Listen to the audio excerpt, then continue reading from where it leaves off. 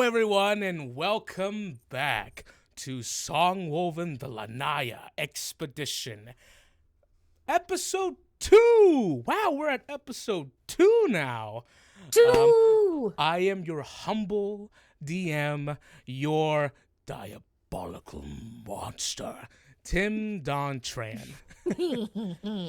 Can we please introduce ourselves? From who loves pineapple on pizza least to most? Least to most. I hate it. Don't so. mind. Oh, I don't mind it. For real, so this works. I'm Jenny Sherrard. I'm playing Cecilia Idlewind, the cleric who is another hero's backstory character. Oh, my heart. She's my hero. And I am Emma Ramasco. I am playing Jean-Claude, your booby bestie, the furball paladin with a heart of gold but a head of lead. Yes. Just for everyone in the chat, if you want a recap of what happened last episode, go ahead and type !recap. That'll give you a little short excerpt just to tell you what's going on and why things are happening the way they're happening right now. I believe that's fancy. I believe for our podcast viewers, we're gonna have something along the lines for them, just to help them catch up as well. Alternatively, you could listen to the first episode. 4.5 hours. I thought you were gonna recap it. Oh, I am? At the beginning of the game, but that's okay. We don't have to. No recaps. We're going in. Oh, no, wait. We have to recap.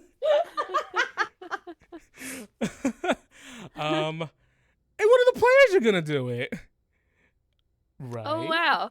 But if I just read the recap thing. I was gonna say, Jenny, take it away, because I was overwhelmed. Okay, if I'm gonna recap, which I'm really bad at this. I always get things in the wrong order. But what happened last time was Cecilia. That's me, my character. She is 18, a human in a small village named Adalera. Her sister returned home from a 9-month-long adventure and was like, that was the last one, probably. Only for the next day, this mysterious guy came to town. He's like dying, and he has this weird box, falls out of his hands. It turns out it holds a fragment of the moon, and he's like, you, Cecilia, he didn't know her name, but he's like, you need to take this to, I wrote it in my notes, Onderoth, which is on the other side of the continent, by the way. And then the guy dies. And then the priestess from the temple of Selûne, the goddess of the moon, she goes to Delmira and is like, you gotta take it because you're the chosen one of the moon. And Delmira's like, I don't want to do it. And she's like, you gotta. And Delmira's like, okay. And so Cecilia's real upset about that because her sister's gonna leave again to go across the continent. And then also she like goes and touches the moon fragment when her sister's not around, and the moon talks to her like, no, I want you to take me, not your sister. I like you for some reason. That's not suspicious at all. And so she decides to give her sister a sleeping draught to help her borrow her stuff, and then and go on the adventure for her instead so that she can stay home with her boyfriend and everything. And then Dad. we went to and her dad. That's the big one. And then we went to Jean-Claude, who is a guard who smells like mushrooms apparently today. And he's been placed in charge of the Groven Guard today, who help with the forest nearby, help travelers make their way through as it's very well traveled.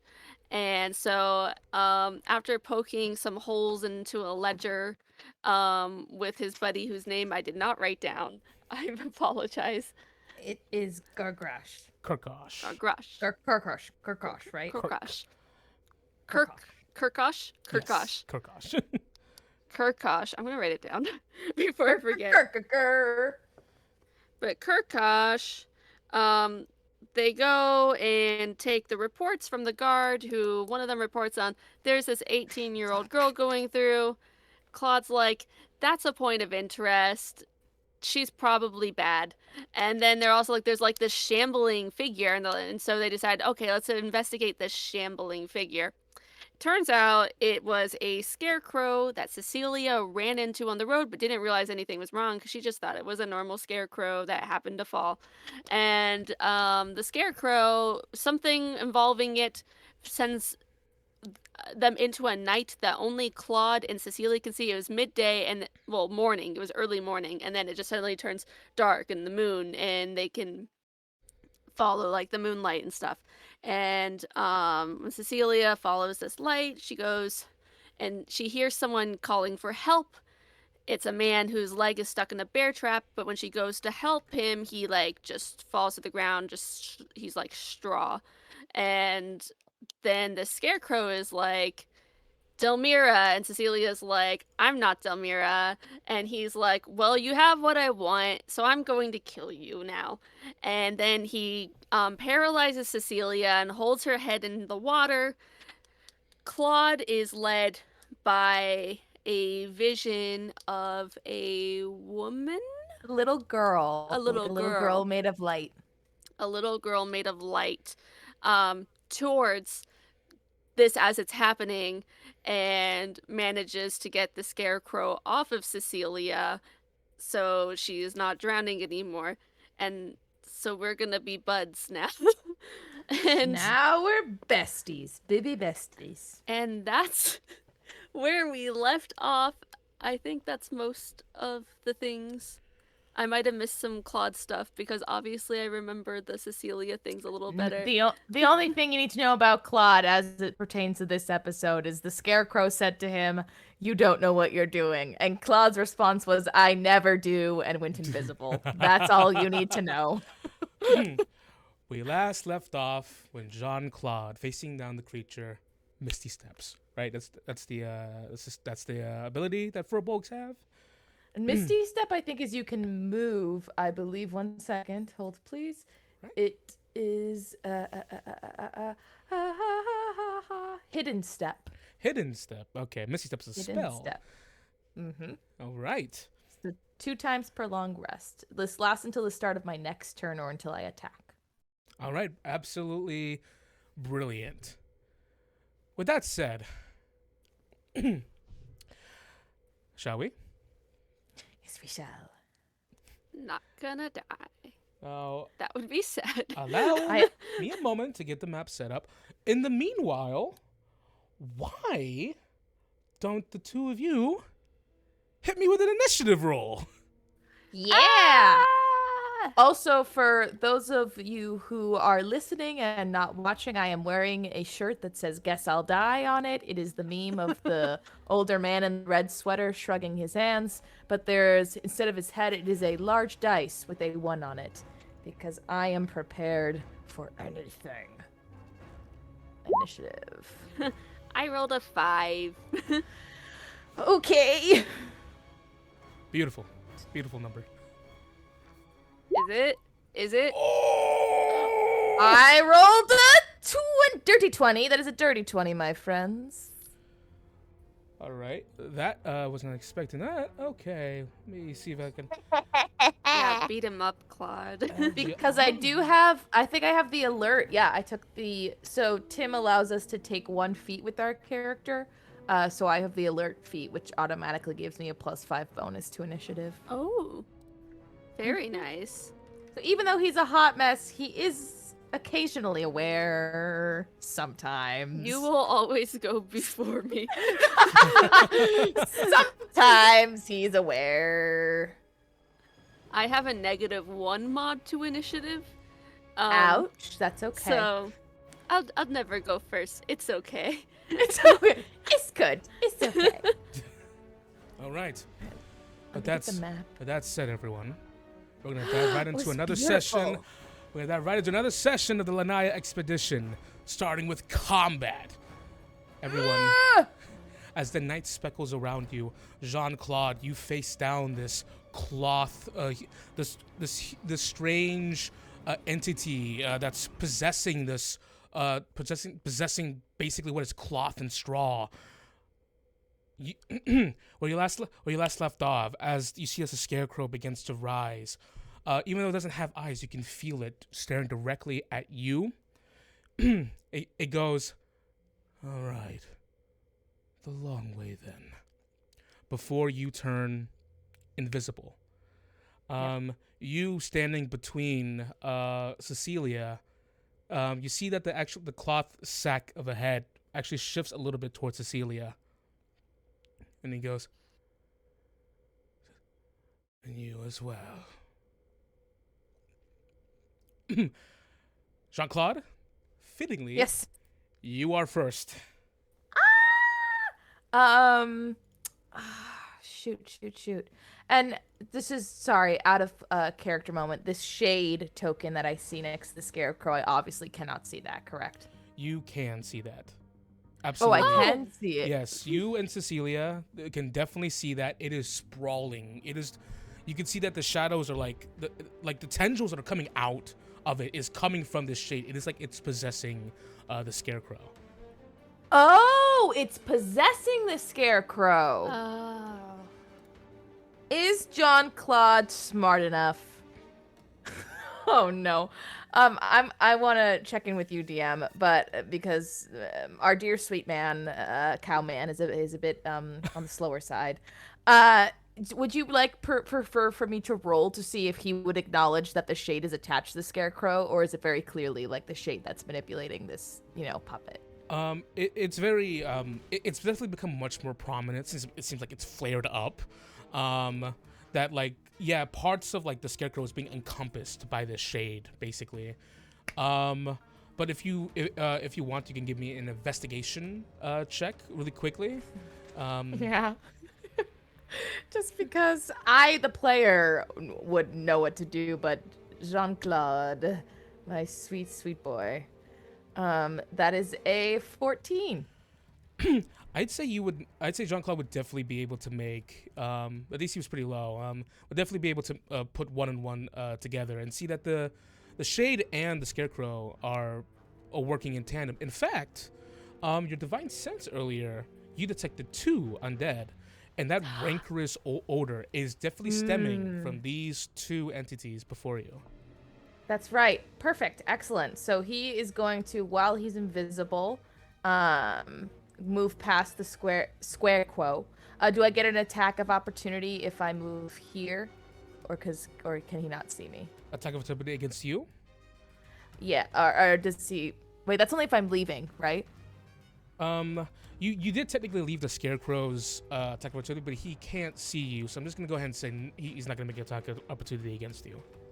Okay, cool. And I would like to swing I only have 1 spell slot left, so I would like to swing my battle axe at the shade. All right, brilliant. Preferably. Go ahead and give me an attack roll. And since I'm holding a shield, it will be one-handed swing. Okay. And that is a wow. Okay, so it was a 16 plus 4 is another dirty 20. Nice. Don't laugh. Does that hit the shade? Yeah, that hits the shade. I hope. It hits the shade. For level 2. Most definitely hits the shade. And then so rolling damage, and I believe Tim, you said that my +2 is added? factored into it. Yes. Great, because that's my dueling style. So that will be 9 points of slashing damage, and technically, because I've made an attack, my invisibility, I believe it ends. Oh, you had advantage on that if you were invisible. Yes, you did. Just to see if you get a nat 20. Go ahead and roll again. Oh yeah, let me try Just again. so Let you me get a try nat again. 20. Thank you, Jenny. I was like, why else am I invisible? I don't know. I think it's cool. Hold please. I can't see. What did I get? Nope. I know Nope. 11. We're gonna go with the first roll. We'll use Go with the first one. roll. Yeah. You can use the We're on second the one if you first want. You can use 11 if you want. No. I like my good old numbers. Thank you. You see this, Cecilia, as the scarecrow kind of like starts encroaching upon you, it begins to, it takes one shamble step towards you. This large bovine figure appears next to this large encompassing shade, and with a battle axe in one hand, swings upwards, cutting into the darkness. And it's strange. Normally, when you've interacted with shadows basically your entire life, everyone does. Shadows aren't meant to be tangible, nor are they supposed to be given like this crazy form. But as Jean-Claude swings upwards towards it, you see a part of the darkness actually sort of like divides, and you see it reacts. It recoils backwards. And as it does, you see sort of at the top of the figure, a head figure sort of like emerges. Two yellow eyes come to light and looks down at you, Jean-Claude.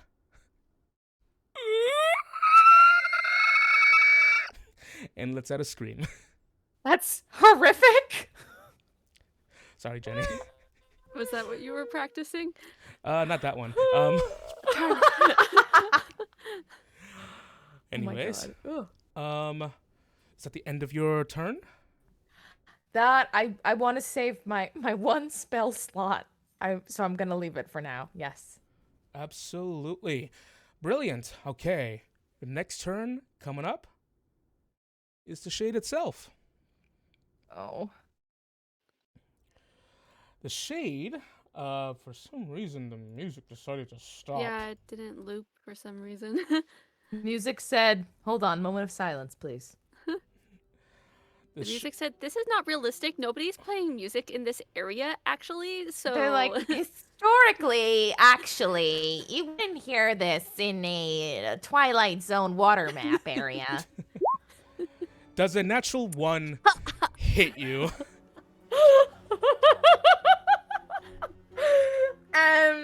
No, it doesn't. strength strain. This is so, disastrous.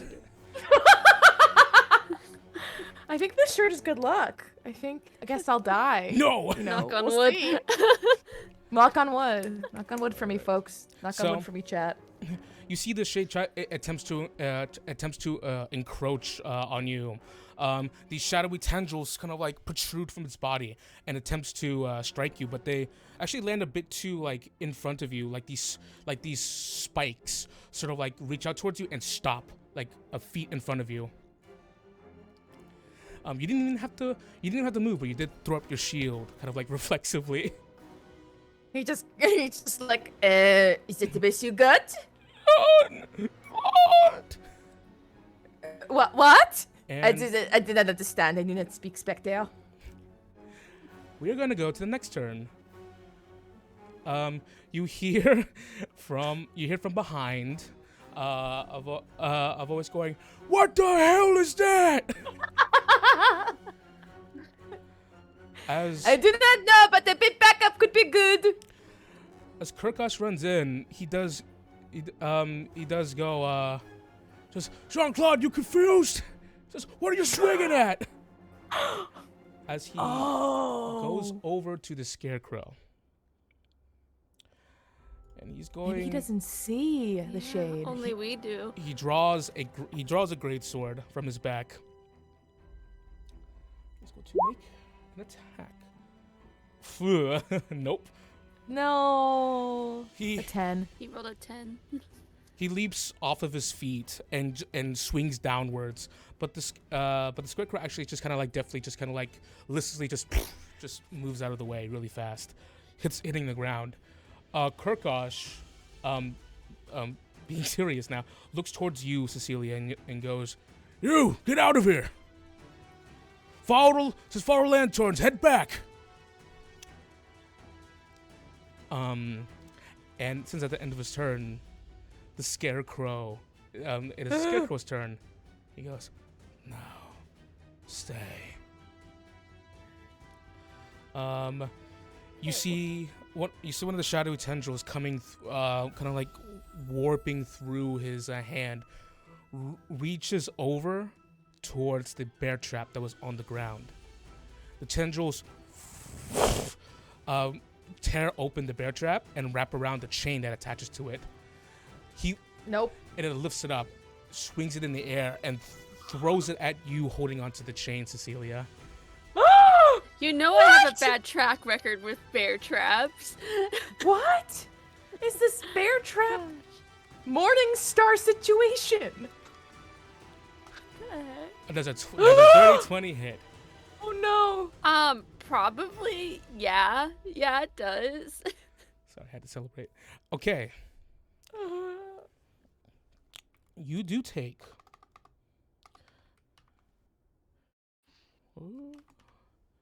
You take 6 points of piercing damage, and you are grappled.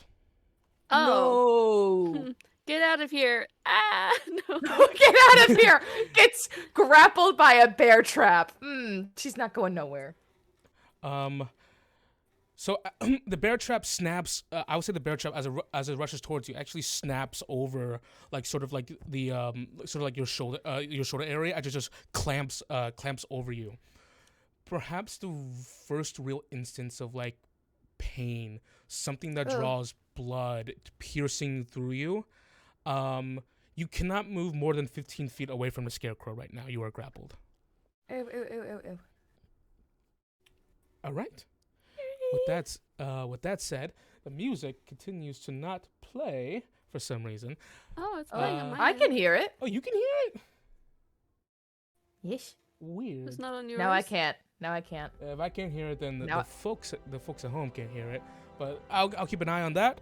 Got it. The next turn we're gonna have coming up, Cecilia. Okay, she was like Yikes. trying to figure out what to do. There's water on her glasses, like Oh no, she can't see.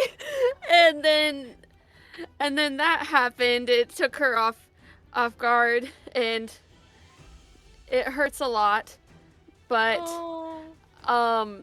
then she just tries to like just real quick, like she tries to like center herself, being like, okay, what would Delmira do? No. And she's going to cast. She's gonna take her holy symbol and cast Sacred Flame on the shade that she sees Claude Alright. attacking. Ooh, we love a cantrip.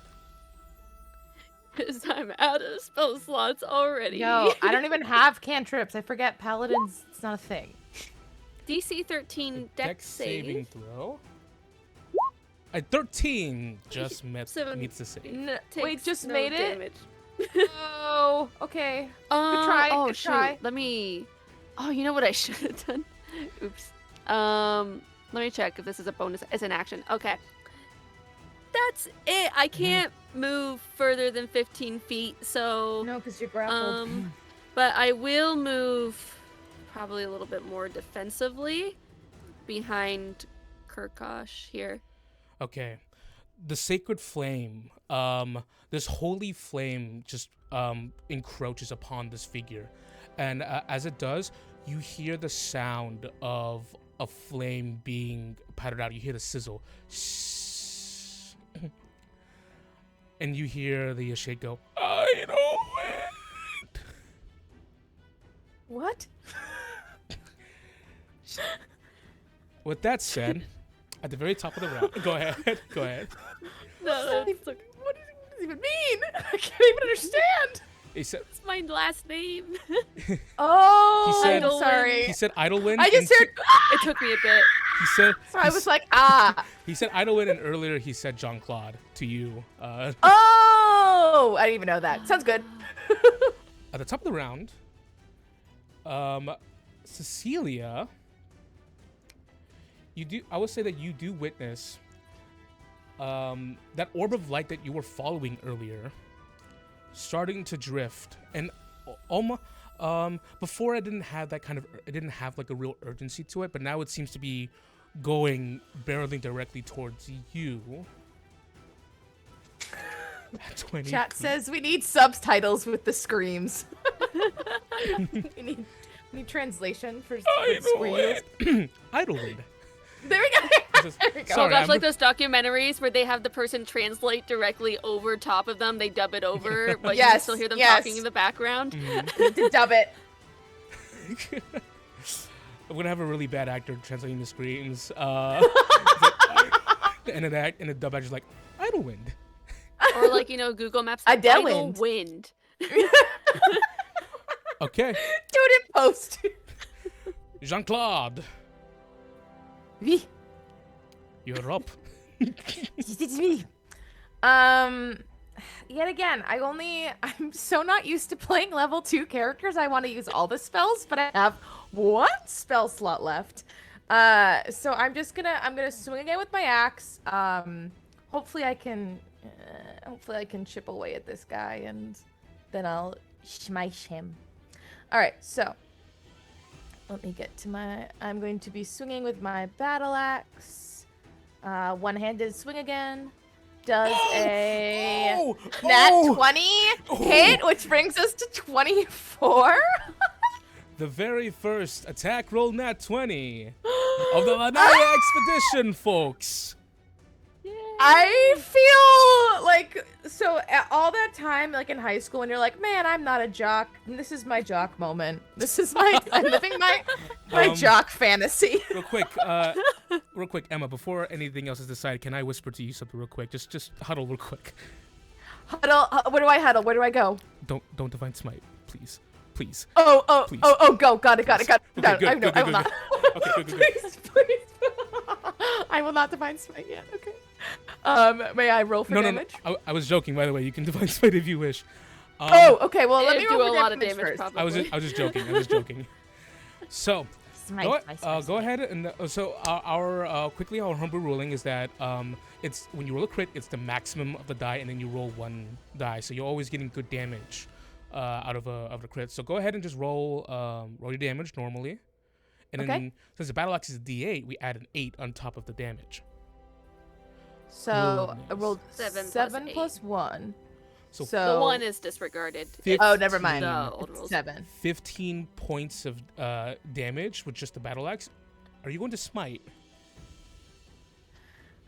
It'll I get feel like doubled with the nat 20, it's time to smite, baby. So I've got one left. Oh god! Roll a 2d6 plus 12. 2d6. Isn't it 2d8? Oh, it's 2d8. Oh right, yeah, it's 2d8. 2d8 plus 16. plus 16, which is considerably more damage. 2d8 plus 16. Okay. 2d8, so 8, and then add 16. So 24. So Yes. I'm gonna tell you right now. Yes. It's kind of terribly effective because shades are vulnerable to radiant damage. Is this technically undead? Yes. Oh, so you roll an extra. I get another d8. Plus another 8. So go ahead and roll another d8. Because it's undead with smite. So yeah, there we go. Okay, 8 plus 2, and then so 34 points of damage, which goes Level up to 2. which the divine smite itself is 68 points of damage. 68. I was 1 away from 69. Damn it. So this is If I had one more damage point, guys. I think I should have known better than to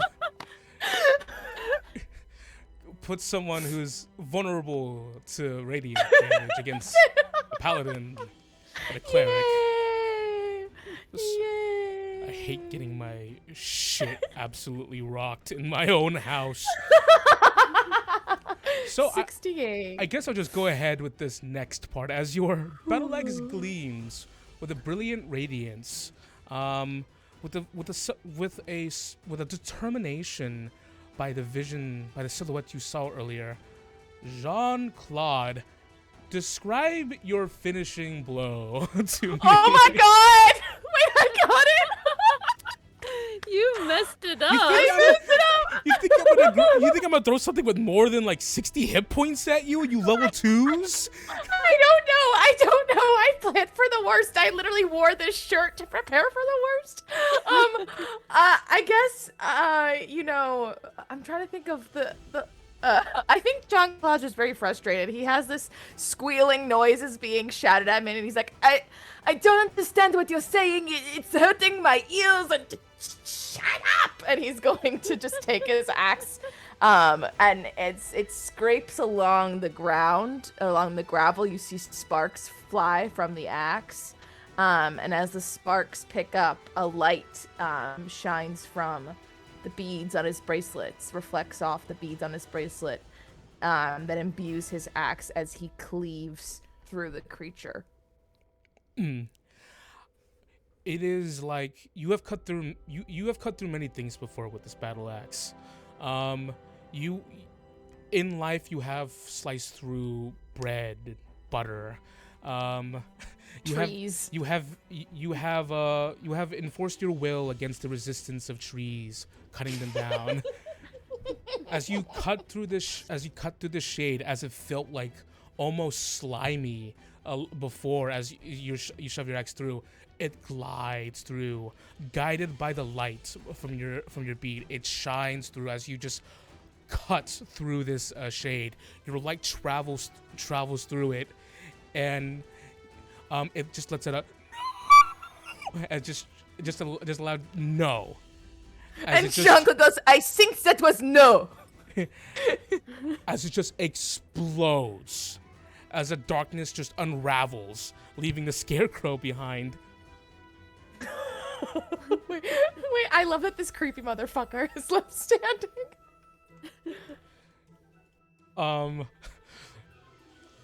So, as that shade disappears, you see whatever remaining left of the shade just starts going into the scarecrow. Oh. And the scarecrow, just gripping onto the chain. You guys hear it as he grips on the chain.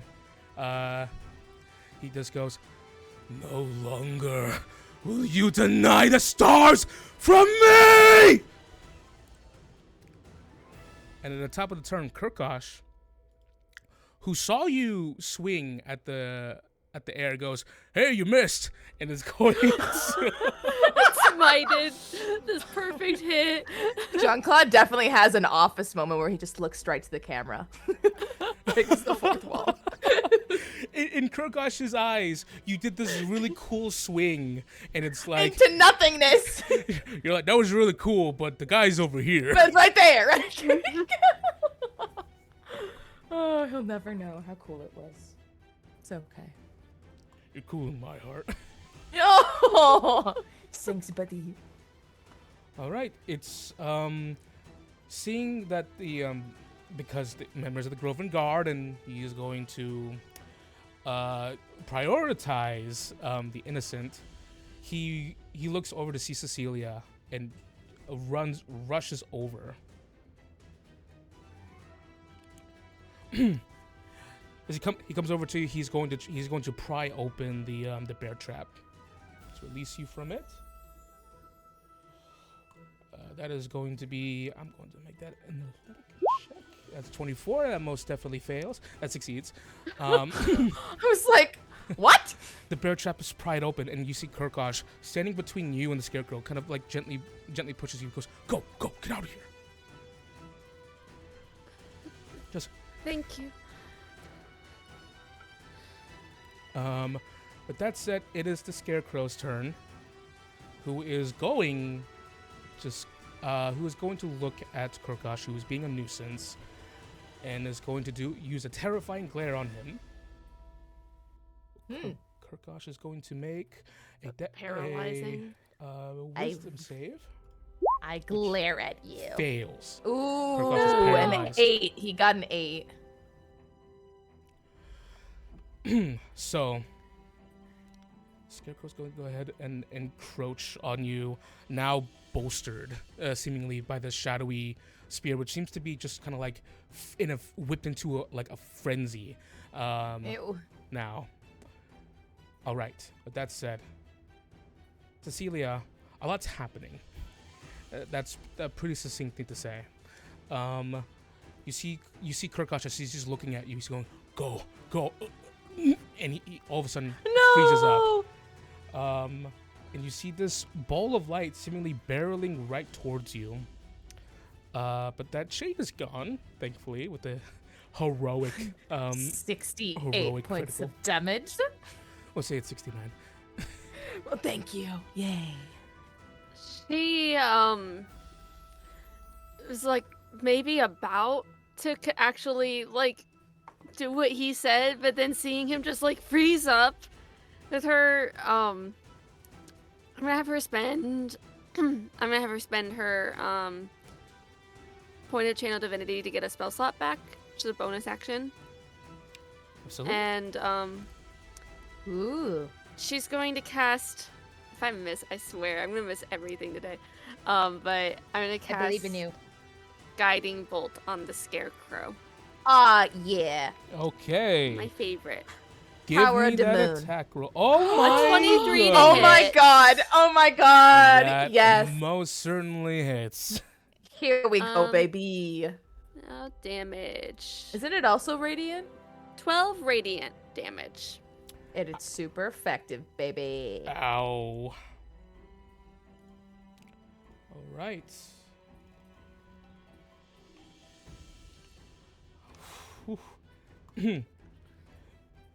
This gleaming, radiant light spirals through the air and drills right into the figure of the scarecrow. It just, you see, it just holds its hand against the stream of light and goes, "No." Yeah. Goodness. Yeah. Jean-Claude? Cecilia, is that your turn? You can move now. I can move now. I'm gonna stay here. Okay. Jean-Claude, V. you're up. He's going to, after seeing Kirkosh freeze, he's going to go, "This is no time for a nap!" And he's going to approach the scarecrow and swing at him again with his battle axe. One-handed attack. Beat him up. Beat him up. 22? We're rolling so high. Oh my god! This is chat's doing. This is Chat's doing. Chat's the blessing of chat. Chat's blessing. Does a 22 hit? Oh, and it's with advantage because the guiding bolt, it gives you advantage. That's Oh, right. that's So right. I can try again. Let me try again. See if I crit. If it's on that 20, I'm gonna, okay. No, a 13. But I'll take the 22. The 22 most certainly hits. Yep. And then let me roll my damage, which will be 11 points of slashing damage. Mother goose. It can't be that hard to cut up a scarecrow, right? Listen, is it though? The scarecrow wasn't happy in the first place, but now it's even less. The scarecrow's still standing pretty strong. He's hanging in there. Just you wait until the Tin Man and the Lion comes. You guys won't be laughing anytime soon. And your pesky little dog, too. The scarecrow taking this taking this hit. I will say actually, Jean-Claude, you find your axe being guided by this light left behind by this by this young girl, whom you see is actually now standing her ground. As you see like the little flickers of light like coming off of her hand, you find a familiarity within this light. You're not sure, but it's something that you feel has been long forgotten, like a long time ago. You're not quite sure, but it helps you. It bolsters you as you swing your axe. So, Okay. But that said, I forgot this orb of light. It's going to be like, it's going to move 20 feet towards you, Cecilia. And Assume the orb is good. One He would doesn't hope. know for sure. Evil orb of light. here I come. Here- On my way. What's its name? Here comes that orb. Here comes Kurkosh, who's going to make a wisdom save at the top of his turn. Damn it. 16. That's better. I succeeded. I don't want to succeed. Yes, we want Kurkosh to succeed. He is best boy. Don't you ever set up an encounter and you're like, man, I don't want to put my players through this. This is gonna be a bit hard. It was like, oh, but I have to. It's make for a good first encounter, and then one of them gets one shot. the one of the creatures, I mean. So Kurkosh is no longer paralyzed. He's free. He turns around, ready to press his sword against the scarecrow. Scarecrow's turn. You see, its shadowy tendrils begin to rise into the air, and it just drills into the ground as this field of energy begins to surround it. I am going to need, within 10 feet, I am going to need both of you to please give me a con save. Everyone's in 10 feet. Con I can do. 11. I have a dirty 20 for con. All right, and a 15 for Kurkosh. The 11 does sadly fail. Poor Cecilia is getting her ass handed to her. Day 1. It's not even been 24 hours. But however, that was a good guiding bolt. She guided the bolt. The bolt did guide.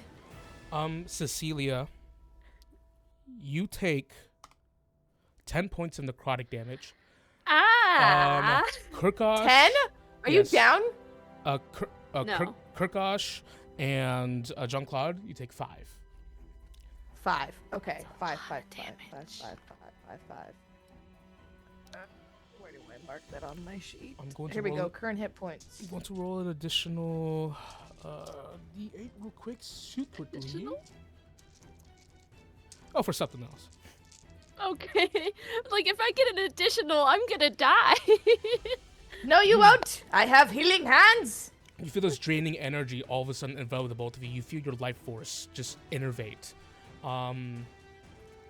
Okay.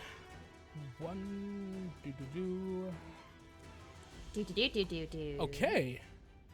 With that said, Cecilia, you're up. Jean-Claude, you're up next. After. Okay. Okay, that really hurt. But goodness, she doesn't know what the light is either, and she's like, kind of. Well, would it be an action to try to like assess what that could be, or glean anything from it? Or rules is written, it is, but I'll go ahead and say your amulet, whatever your not your amulet, but your holy symbol, is a light as of reacting to this orb of light that is careening towards you. But if you do want to use your action to like investigate it, then you can. Okay, I'm not gonna take the action to do that. That makes me feel a little bit better about it, at least. That she's not gonna worry about it as much.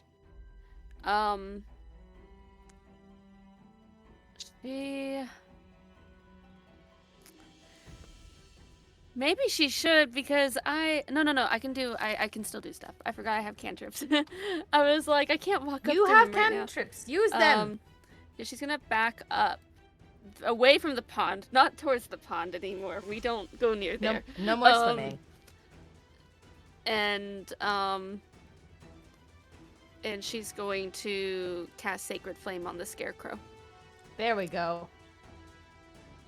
That's a DC 13 dex save. It's a scarecrow, so realistically. Don't say that, then he'll roll like a 20. Then he'll succeed. Oh, a 9. Dang it. A 9 fails, so There he we takes go. 5 radiant damage. Okay.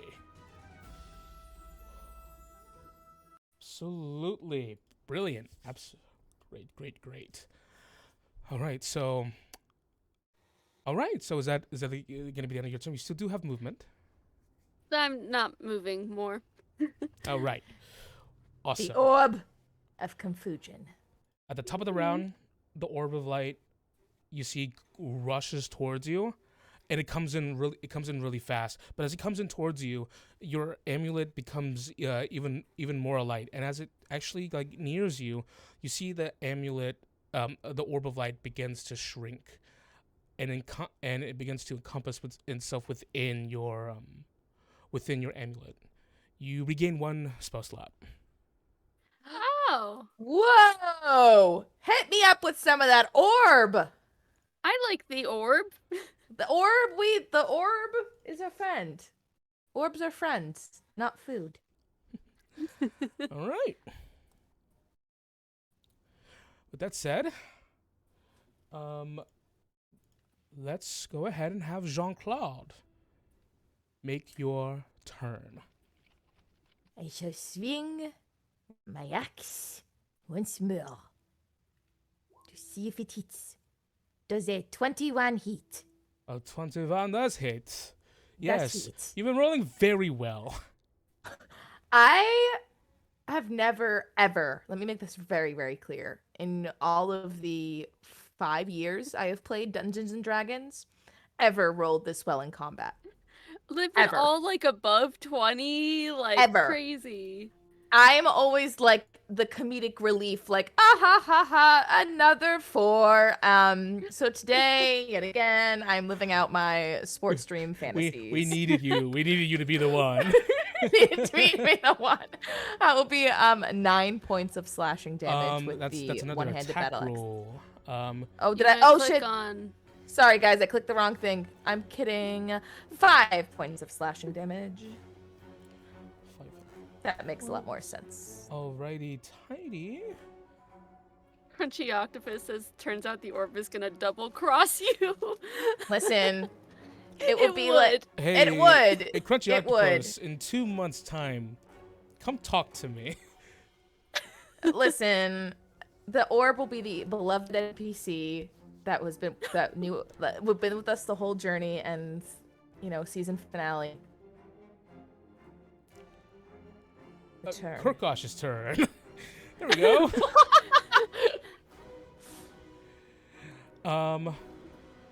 He's going to go ahead and He's going to go ahead and make an attack. Dude, actually just hits. Oh, nice. We'll take that.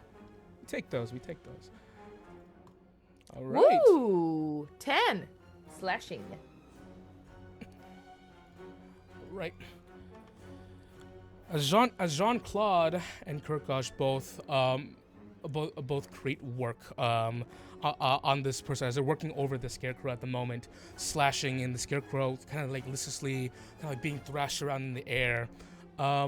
Usually, when you hit a living being, it recoils, it yelps in pain or something of the matter.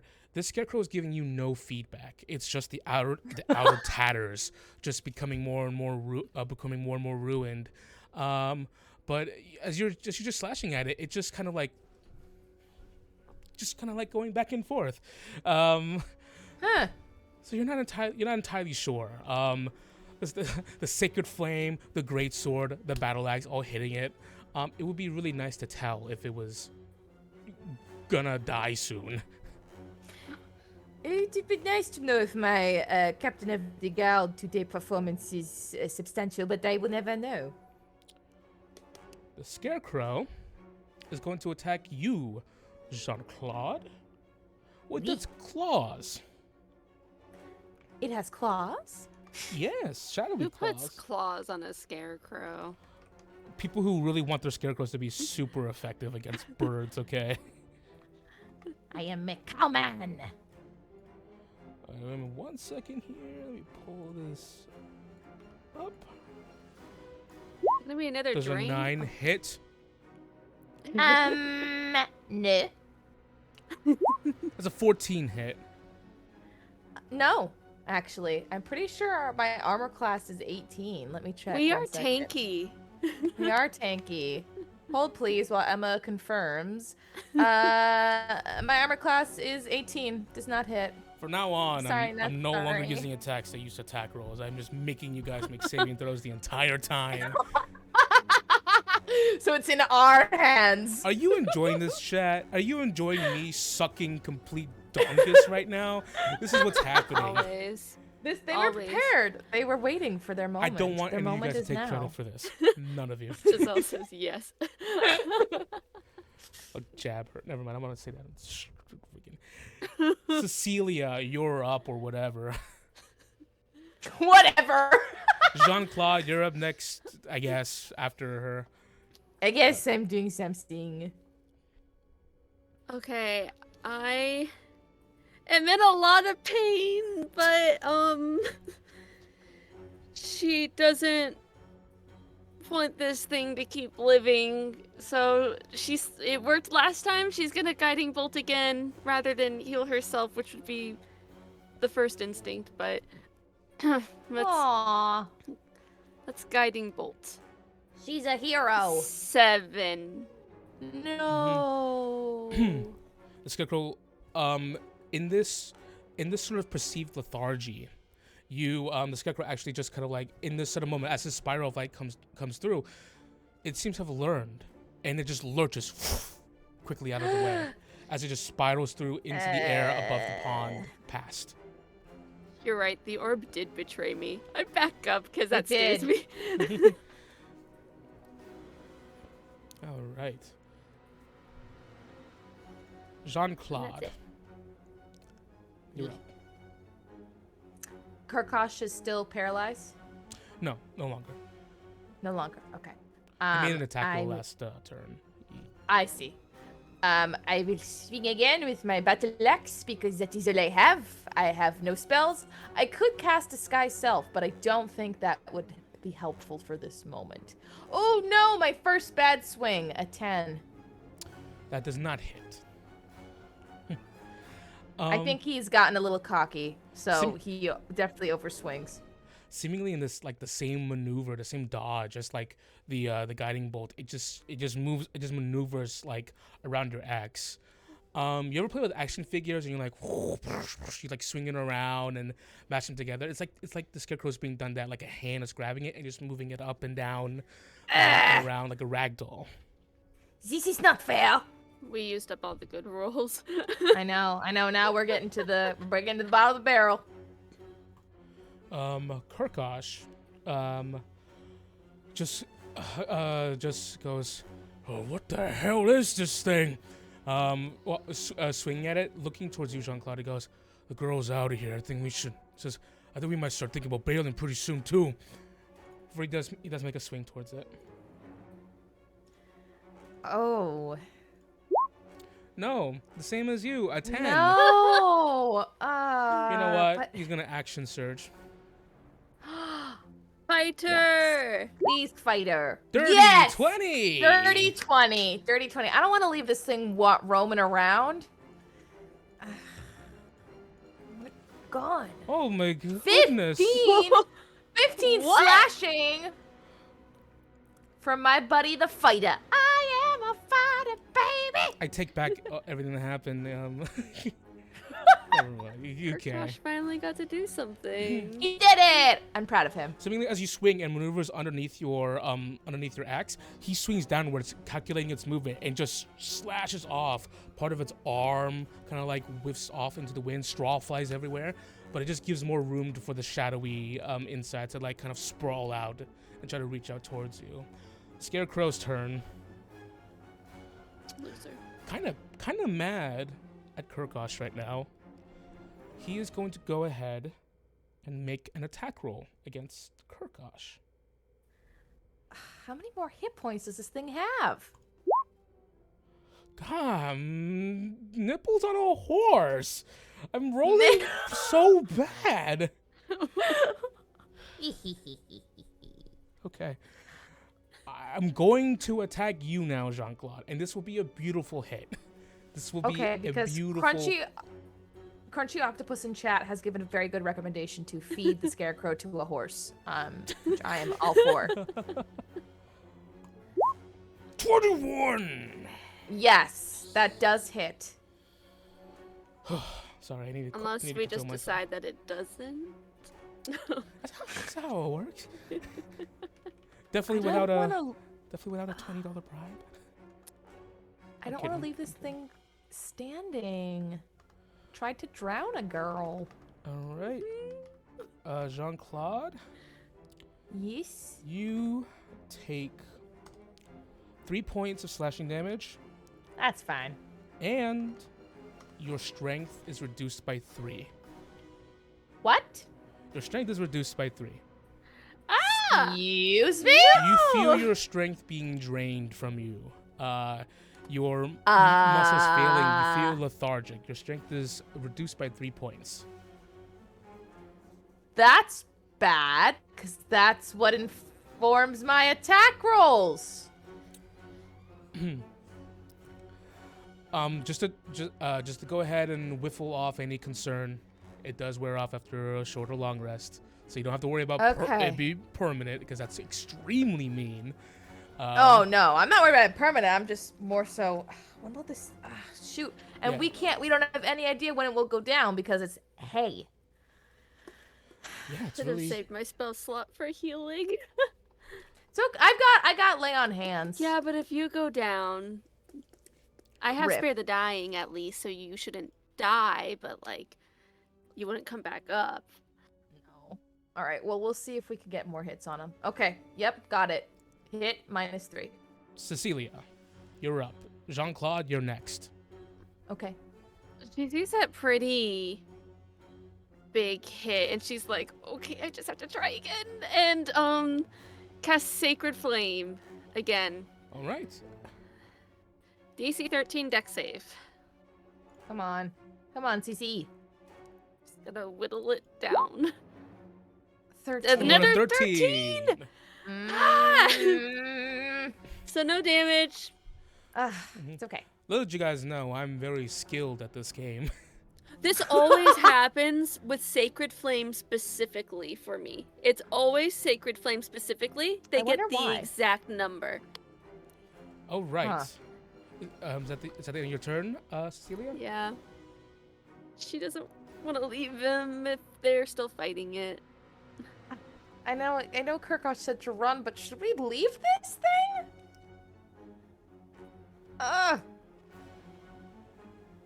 Okay. If It we does have look to. a lot more messed up than it was before. Okay. Well, then I'm gonna Maybe stay true. Kirkosh will kill it. So we're relying on. It's all in the fight now, baby. But I interrupted your turn, Cecilia. I apologize. Oh no, you didn't. Oh, no. Yeah, you're up. Done. Oh, my turn. It's me. Okay. I don't have many spells. And it's being controlled. I know it's being puppeted. So the scarecrow itself can't see. But this is more so for Emma's sanity. I'm gonna cast Hidden Step again and vanish for a bonus action. Absolutely. And then swing my battle axe, and as Jenny mentioned earlier, would I get advantage on the attack since I'm invisible? You will have advantage on the attack, yes. Okay, so I will be swinging with advantage then. But it's -4. I have to remember that. So remind me that. So -3 to your strength. -3. So your strength is 15, so it would have been reduced by 3, so it's a 12. So you have a +1 modifier now. So it's -1 Okay. to everything. So Okay, so 13. I roll a 14, so that would be 13. Right. 13 Yep. total. That hits. It does hit. Okay. Absolutely. Okay. Panicking. And I have to remember it's -3 to strength again, for the damage, so I should technically have less. So even though it's 5 slashing, it would be 4. 4. Thanks, guys. -1. Mathing is great, mathing. And then, yeah, and then he reappears again. He vanishes and comes back. 4 points of slashing damage. It's the best I can do. This is, you do hear the scarecrow as you swing at it again, and you find your swings. You find the strength behind your attacks not treating you very well. No, I'm tired. Your strength is waning. You should give up on your search. Kurkosh's turn. My search for love? Never.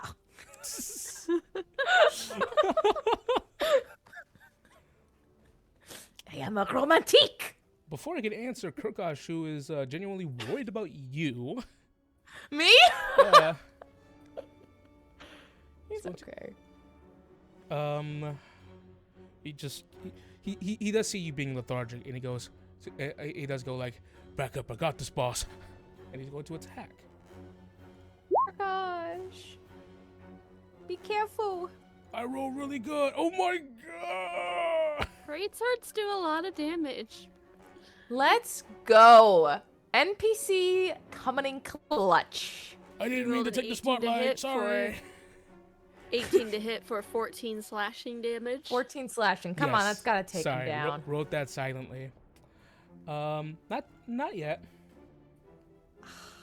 Almost. Chipping away. I'll just say straight up, it's it being cloth and sort of like kind of tangible. It seems resistant to non-magical attacks.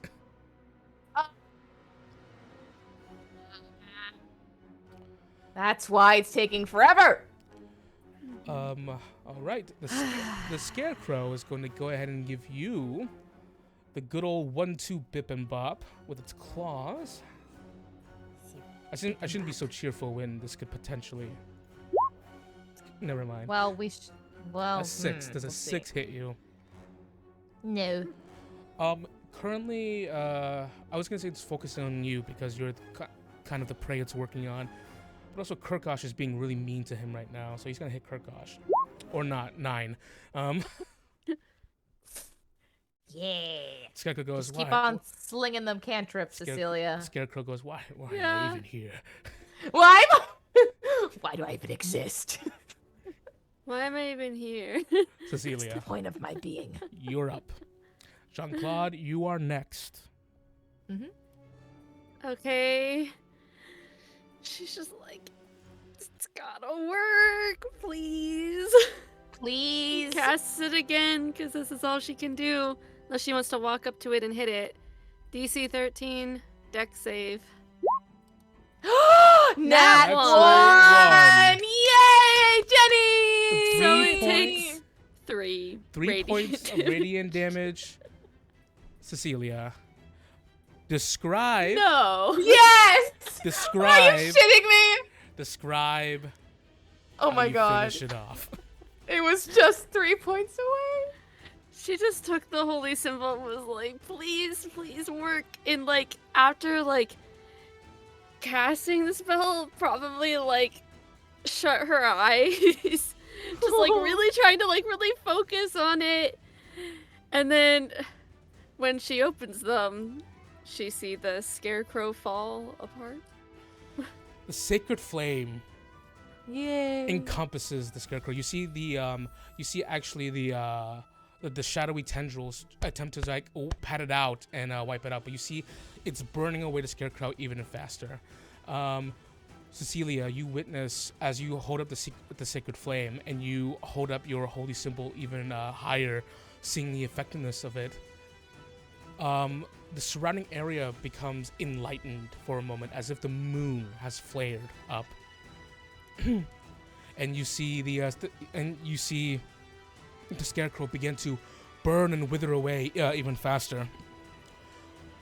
Its shadowy form, which begins to slowly disintegrate in the brilliance of your sacred flame, it just goes, no, before it completely dissipates. Get out of here.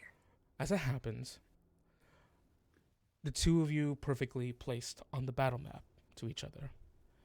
As the scarecrow disappears, much like the scarecrow, the night, the darkness around you begins to unravel.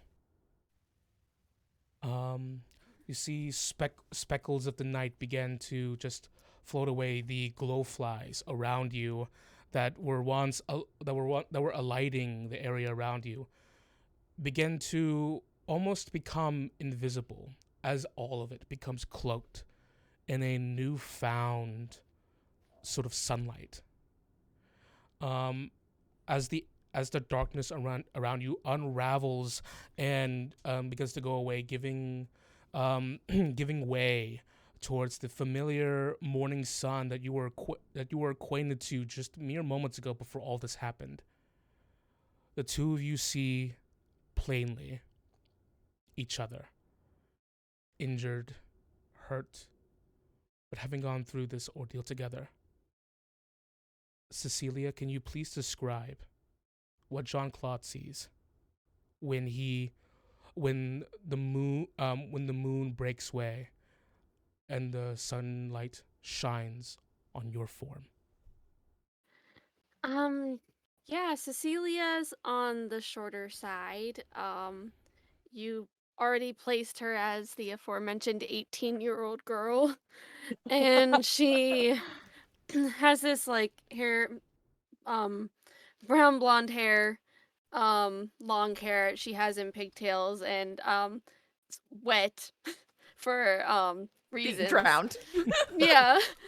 But she also had on armor that was like she wears fine, it seems, but it does look, especially since you're a member of the guard, you can probably easily place it. It's a little too big. And Aw. she apparently is probably still bleeding out from where the bear trap got her, because that did a lot Okay. of damage to her, but Yeah. the rest of the damage was necrotic, so that might not be as noticeable. But she seems pretty stunned at what happened, and with when the night was fading everything, she was looking around at it, so it would probably be obvious that she noticed that she saw that too. And Jean-Claude, as Cecilia lays her eyes upon you, the light giving your form its full sight, full clarity, I should say. What does Cecilia see? A hulking figure of a cowman, at least a head taller than his half-orc companion, who was already incredibly tall. I'm not going to go through my entire description from episode 1 for poor Cecilia, but a furbolg with bluish gray skin, long bovine ears. That looks like there used to be maybe earrings in it that have been ripped out, so his ears are a bit torn up. His hair, his curly dark blonde, curly black dark hair, is messy and hangs around, a bit to his shoulders. He has a thick, beard that's not really well maintained. He's rocking a dad bod, which we're big fans of. Looks to be in his mid to late 30s, for a furbolg man. And he just looks exhausted, and his posture is definitely slumped. His shoulders are definitely caved in a little bit. But he does notice you're bleeding and goes, 1 second, and he will approach you.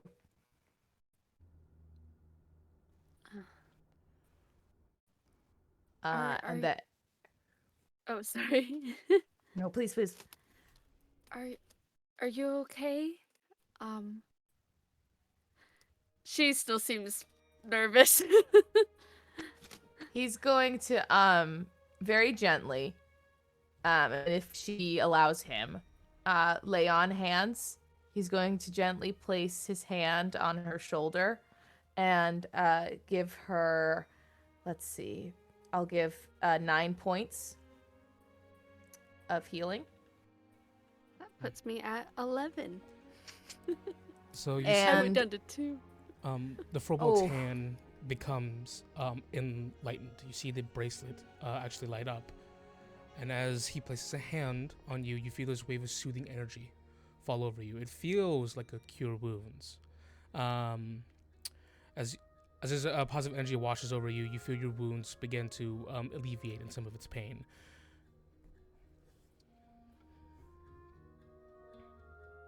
Thank you. It helps a lot. Of course. Good fighting back there. And with his hand still on her shoulder, he's going to say, I am Jean-Claude Boucheron, the temporary captain of the guard of the Groven Guard today. And you are under arrest. What? What? You're under arrest. going to try to handcuff her. This Furbolg's trying to handcuff you. You do not have to speak if you don't want to. Whoa, hey, although Captain. I will allow you to speak. Anything you say can and will occasionally be used in a court of. That's not right. What? No. We don't say occasionally. It's just like a certain thing. Oh, it is a stunt occasion. What are you talking about? This is the girl who does not have any papers, who is worked in, gets attacked by a scarecrow. She brought this in and she turned off the lights. And he points to the daytime. You turned off the lights. No, I didn't.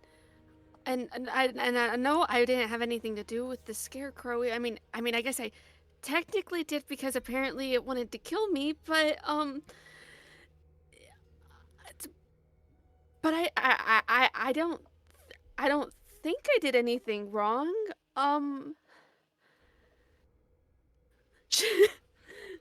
His eyes just narrow. Can you sit right there for a moment? I need to talk to my captain here real quick. He goes, do not move. And he'll go off to the side with...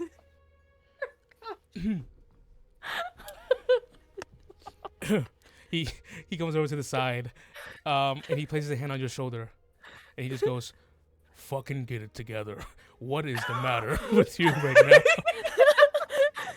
Jean-Claude looks at him and goes, what is the matter? She is a suspicious person. You think it is ironic that this person, this woman who we have not identified, this girl, this child, arrives, and then all of a sudden there is shambling mounds and dark entities coming with her? Hey. What? Look at her. She's shaking right now. Let's just get her back to town, get her help. He says, and just get the scaredness out of her, all right? Putting cuffs on people ain't gonna help with anything like that. That's a good point. I could see how that would disturb her and make things worse. Yeah, it would, yeah. I did not think of that. Okay. Hey. All right. So then... Wait. He's... What? What brought you here? What made you start running over here? So it was dark. I mean, I guess you did not see that the lights went out, but it was dark and there was a tiny little light girl who I followed. You just had this look on your face. You started running to something, and I was just following you, and then I came in, I saw that girl being drowned by the scarecrow, and you started swinging at the air. Baby, there's a dark entity. Did you not see it? She did. And he points to Cecilia. He turns to Cecilia and goes, oh, one more moment here. Can she hear everything they're saying? They're or did they move far enough away? Jean-Claude has wisdom is negative. Of course, you can hear everything he says. You didn't see it? See what? Well, the big shadow. He kind of looks around. He attacked it, like he said. It was controlling the scarecrow. All right, obviously I'm left out of a club or two. Was it nighttime for you? Weird question. I was traveling through and it was just suddenly night. I thought for a second I was so tired that I had fallen asleep or something, but...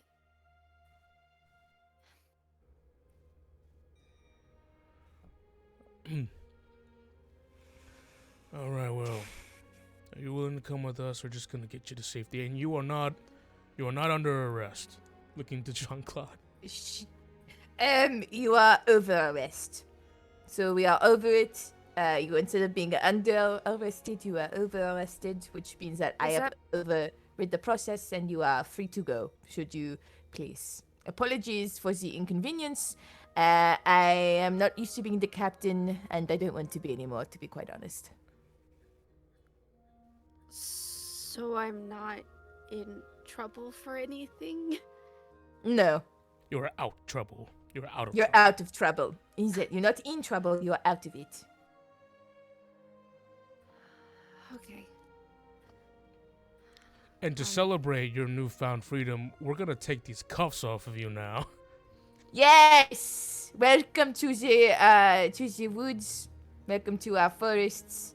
And he's taking off the cuffs. He goes, and what was your name, young lady? I'm Cecilia. Miss Cecilia, this is my co-captain, Kirkosh. As I mentioned, I am a temporary captain for the day. I would like that day to end, actually, because I am very tired. But I apologize for you almost being drowned. This is not something that occasionally happens in our woods, to be quite honest. I thought it was pretty safe. Usually, like a lot of people travel this It way. is safe. Normally it is safe. We do a very good job. This is just a circumstance of we have nighttime goggles that Kirkosh does not, apparently. Why did only... I mean, why couldn't you see it? I mean, I guess you don't know that, but like... It's really weird. I don't know. Yeah, I just thought it was, Jean-Claude was drinking a lot last night. So, that was something involving that, but I never had a illusion pop up in my head. I drink more than him. No, but I will be drinking more tonight, that is for sure. Let us head back. We shall get you somewhere safe to lie down to rest your head. Maybe some warm food. I don't think I can stop here, not for that long. I really have to keep going. Oh, and I had to get to my horse, but I don't remember exactly where I ran from. I heard someone screaming for help, but it was just the scarecrow. And then everything happened. Just a scarecrow. Hey. I heard it scream some earlier, something about Idlewind. Is that familiar to any of you here? That's my last name. And it knew your name, points at Jean-Claude. It said your name, too. Oh, I could not interpret what he was saying. How does it know our names? I have never introduced myself to the scarecrow. I'm not sure. Maybe it just heard it somewhere, or it's magic. Well, I guess magic maybe does that sometimes. So, yeah, that's magic. Yeah. This is not my specialty. None of this is. It reeks of another world that is not mine. Where are you Not going, ours. kid? Ultimately, I'm trying to go to Onderoth. But by yourself, where are your comrades? Do you have a party, an adventuring party with you?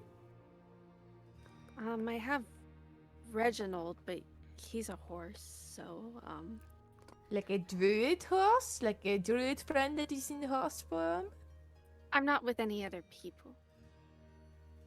You are traveling alone?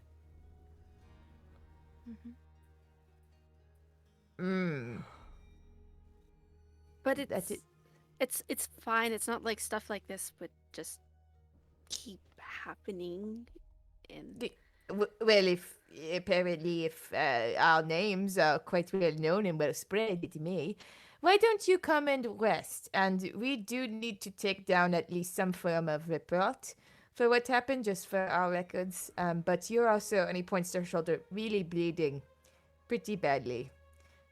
We could fix that for you. We have a ranger who is a bit more skilled in maybe at this. Can she do medicine? She can't really do much. She was kind of a bit of a disappointment last time. Okay, all right, but you didn't happen to... Is she able to... She kind of looks around, like spins in a circle trying to remember which direction she came from so that she can find Reginald. Is Cecilia decent with directions? Well, she was already lost in the forest to begin with, and she kind of ran with that regard, so... I'd say you definitely you have a good idea where you came from. Even though you rushed, it's not too hard. Okay, not too far, you mean then, so... Yeah. Okay. In that case, she, my horse is that way. What way's the... Is it a town, or...? We're just gonna take you back to Royce in the meantime. You probably passed it on the way in here.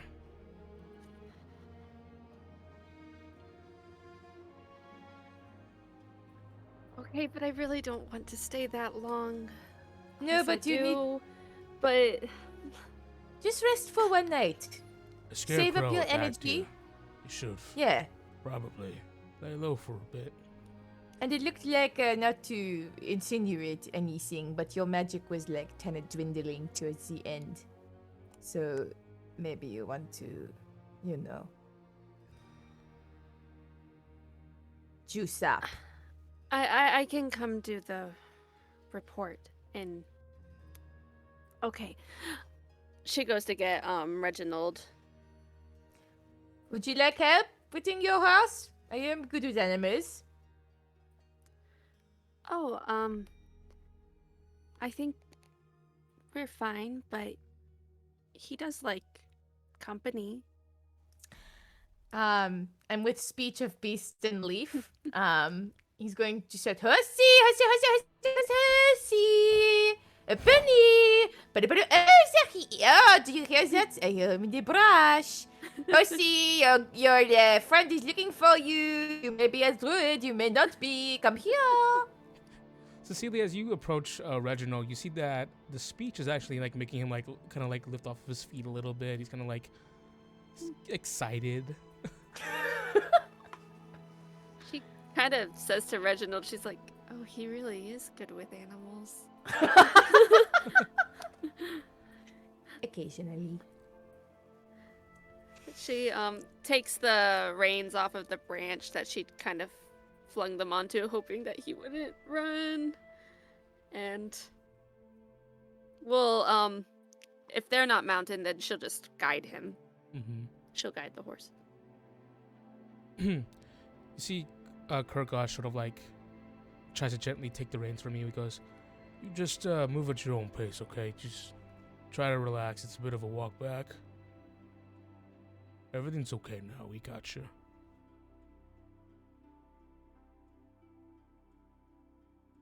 Seems kind of torn about something, but she's going along with it for now.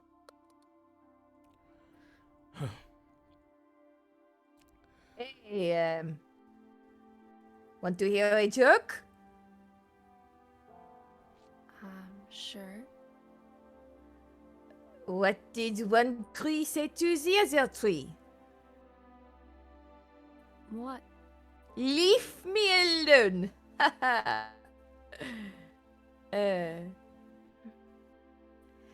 Oh boy. Was it you who sent the little light girl? Was that you? His She was entire about to whole be- thing, what it leads. She was meant to be like, oh, that was a night. Oh. The light? Was that your magic? There's a girl of little light that came to get me. Was that you? Was that... I know... what are you? Yeah, there are some casters can do certain Little- things. Little girl? There was a girl of light reading a book who led me to you. Was that your magic? No.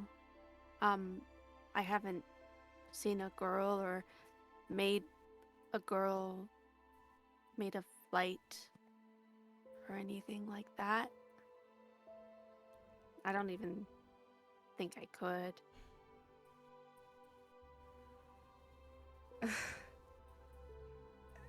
My head is spinning. It led you here? To you. Well, or to the scarecrow. Maybe the scarecrow sent little light girl. I do not know. Or should I say the shadow? That was strange. Alright. Sorry, I'm a bit slow on the draw here. I just don't completely understand what's going on. I saw you and me both. half the things you saw, but is there any reason why that scarecrow was a part of our community? It was part of our thing. I have no idea why it just sprang up and started chasing you around. Are you carrying anything? Like, I don't think it's trying to rob you or anything, right? Do you know why?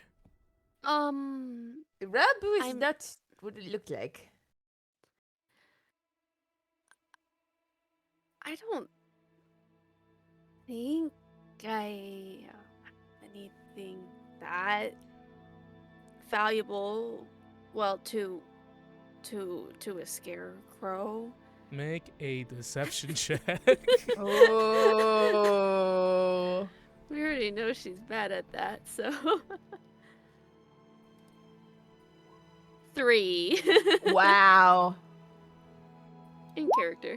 6. He had -1, and he rolled higher than me. He rolled, dear God. He rolled a 6. Jean-Claude, if you have a feeling too, you can go ahead and make an insight check as well. 3 is a number to beat. Let's see. Let's give this boyo a shot. 3 is the number to beat. Yeah. Insight. You be 4. I literally rolled a 4. Oh my God. The Three Stooges. Yeah, we're so bad.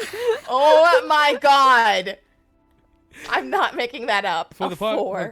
for the podcast people to summarize. A 3 deception with a 6 and a 4 insight, just barely enough to beat it. Wow. Barely succeeded at 3 DC. Wow. Okay. She's not a good liar. Apparently not. Yeah, shielded by her meekness, there's something that she's definitely withdrawing from the conversation.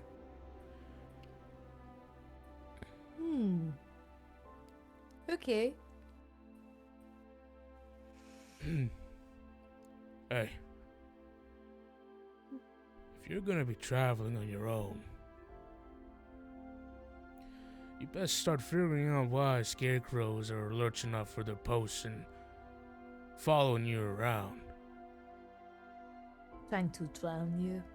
That's kind of a big deal. There's a lot of ponds and water on the way to where you are headed, I assume.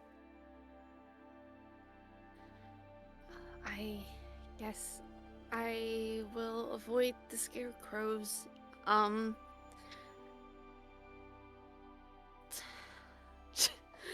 She just sighs. It's been a lot. Why are you going? Why are you making this trek by yourself? This is ridiculous. Underrod, where is that? Is it? I don't know that around here. It's further east. How Like, much further? she picks up her map and she unfurls it and you can see it's all the way at the end of this very long continent that we are on the opposite side of. Looks at it. He goes, "Where is it? I don't see it. Where is it? Oh! Oh! Oh! What?"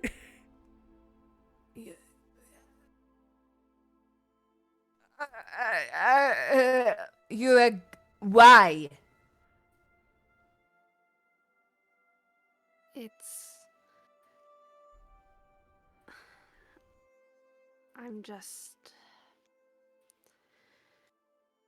I'm just supposed to deliver something there. Okay. You could have said that to begin with. You're a courier. You have a parcel or something to deliver. Very. You look very strong.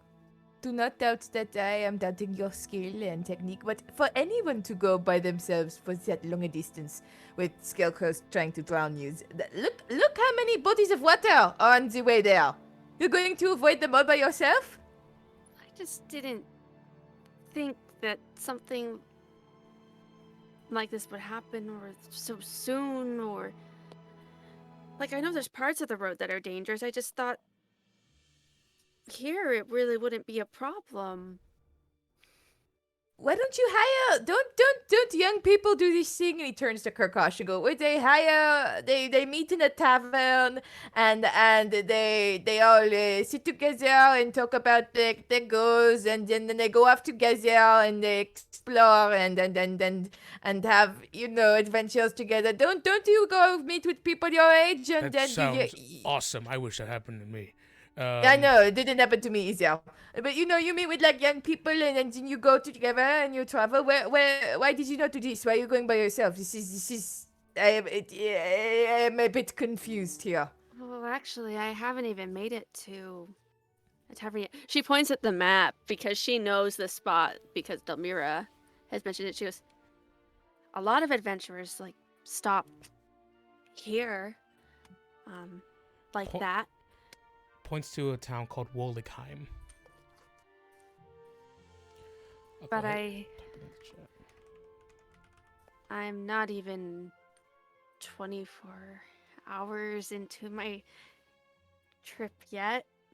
And like I said, I didn't think it'd be a big problem, and I kind of left fast, and I kind of have to keep going. Well, hold on. Why don't, idea here. Why don't we find someone to escort you to Woodlime, so that you can find a party of adventurers to meet up with to continue on with you, so that you're not going alone. It just seems like a lot. I mean, I would recommend you just go back home. I don't think this parcel is really that worth it. Why don't you put it with like a courier or something? Yeah, send it to someone else. Why do you carry it?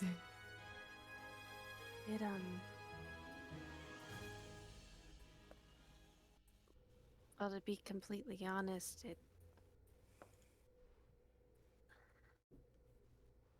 someone asked me to do it, and that was his dying wish.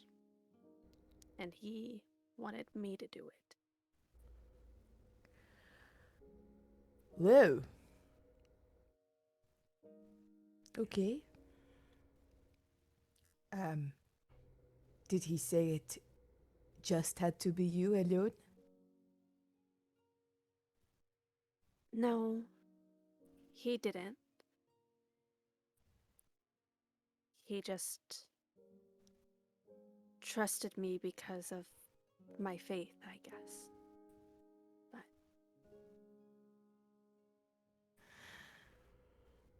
What are you delivering? it's a box. I haven't looked inside it though, so I no idea. It's kind of small. It's not. I wouldn't look inside it. So. Maybe look inside it? Can we see it? Yes. I don't know if that's a good idea.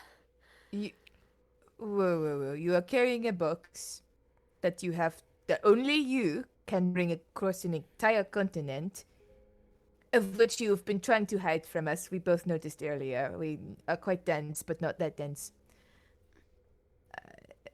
To which you had a creature that is a scarecrow, but yet again connected to a dark entity, try to attack you, I assume, for this box. Miss, I am not trying to bully you into something, but could we just see what it is you are carrying? It could be not safe for the people of these forests. No, it's fine. I just don't think we should. And it's locked anyway, so I can't open it. You really see the box then? And also, is that a deception check I need from you? But it's blown out of the water by asking if they can see it, because it's not locked. 18 deception this that's an time. even I better rolled really good. deception check. Okay. All right. It's locked. Go ahead and give I me didn't that think she insight. did that good. Lying at that. Well, Because just she kind of figured out halfway through. It was better. It was a better sort of lie than the last one. The They last might one was not terrible. open it, but they still want to see the box. I was expecting like a nat 20 for no reason. It won't be me. I can assure you. Nope, Now that's we're a gonna open the 9. box. Kurkosh got a 7. Yeah, Kurkosh got a 7. Okay, so we can't open it, but can we at least see it? She seems reluctant. She takes the box. She does not hand it over, though, but she holds it. As you hold it, and Jean-Claude, you're within vicinity. Give me a wisdom save. Wow. Oh, wow. Okay. Not my strongest, one of my saves. Actually, it's not too bad. Okay. A 13. So, Jean-Claude, Ew. um, I'm scared. as you wait for her to pull it out of her bag, this bag that seems to be flat at the moment. And yet she reaches her hand in there to produce something. Kurkosh just kind of like stands beside you for a moment, just watching her. Just kind of goes, so, someone left her something for her to hand deliver across the entire continent. Says, but she can't open it. No key, no nothing.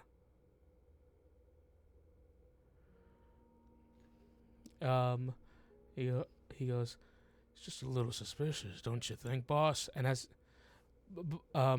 you're thinking about the words to formulate, you see this ornate metal box leave the bag and sit in her hand. And as that happens, you feel this creeping warmth in your body. It starts from the chest and branches out across your whole body. It ends at your fingertips. It ends at the bottom of your toes.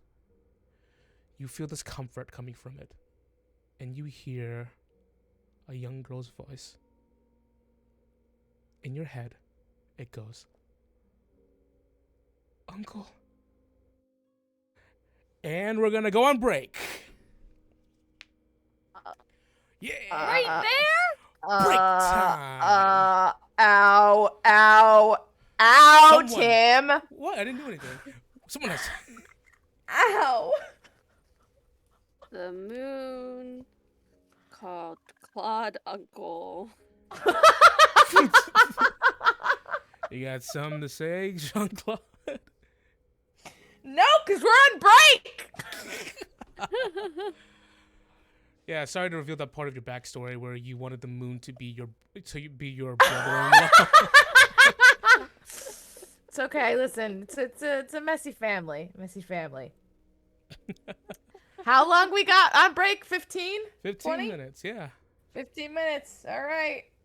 Be right back. Thanks for BRB! Warp Films. Hi, Warp Films friends. came right in, and then we're going on break. Oh, sorry. Don't worry. Sorry, we'll be back. Thank you for coming. We'll be back. For adult. We're back. Hello. Timmy's threatening us in the everyone. break, like, this isn't the Oops. worst thing yet. more emotional damage to come. I didn't say any of that. What? It's in the recording though, so I can't. Oh, it isn't. We have evidence. We have the evidence. My chair, which I bought. I'm sitting in it. That's Liminal what's behind space you? behind me. Nothing's there. For the podcast people, a silly chat person, one of the chatters, I should say, spoke to me, bequeathed upon me, like, they wasted, they just typed to me, Timmy, what's that behind you? And, oh, emotional damage, and Timmy, behind you, turn around. Like, come on. Warp. Wow, I can't believe you did that to you. I can't believe you just mocked your favorite chatter by accident in the middle of there. No, Warped Films. I'm sorry. I'm so sorry.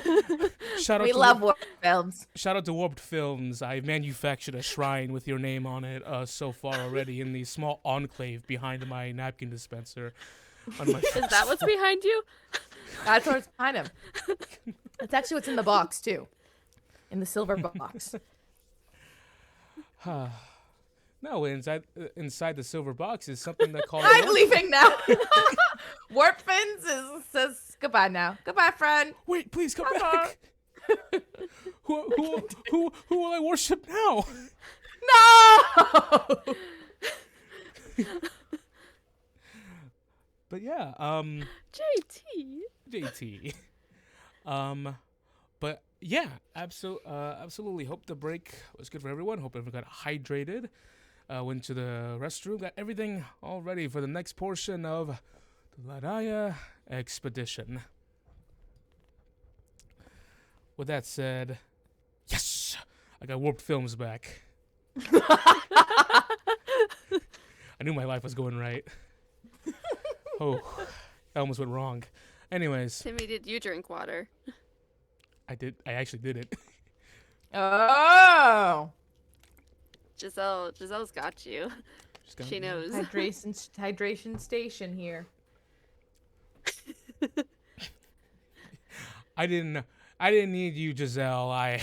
Because I can feel myself being dehydrated. Okay, my body will tell me.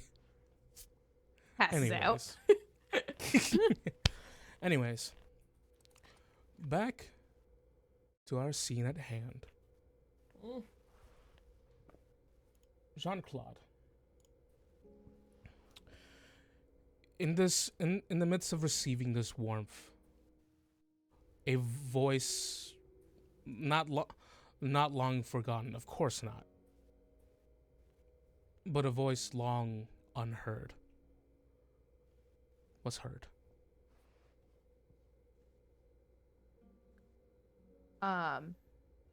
He is going to look at the young woman holding the box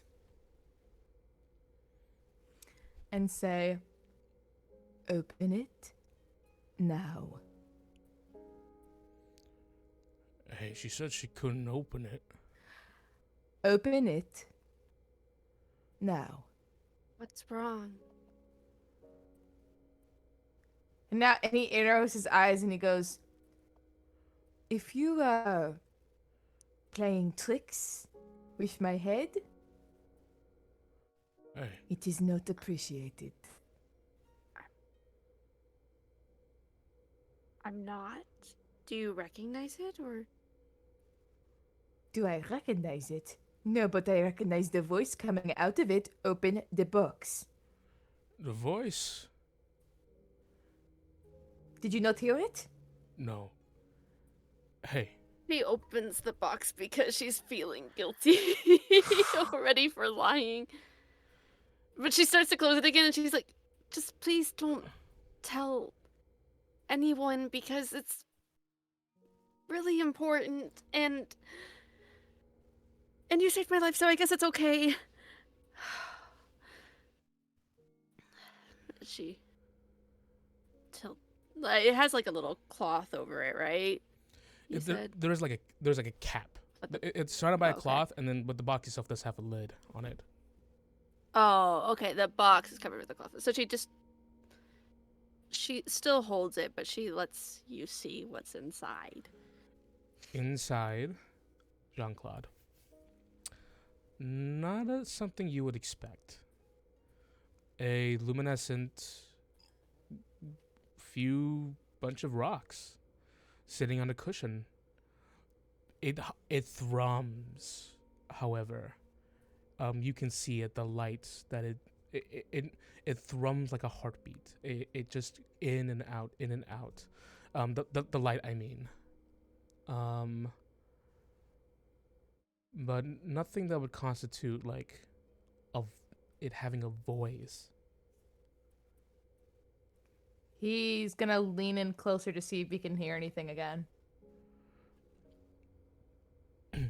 You lean in closer. Mm-hmm. As you see Jean-Claude approach and begin leaning in closer. The warmth overtakes you. It's you feel this comfort again, but now it's definitely much more prevalent with the source of it, the obvious source of it, being more now, being presented with more clarity. You hear, "Uncle, is that you? I'm so lost."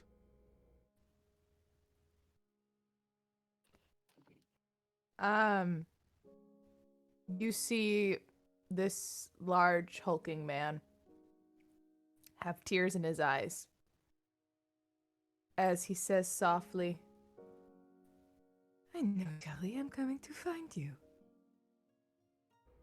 It's okay. You've been gone. I've been all alone. No, I've been looking for you. I've been looking for you. Don't worry."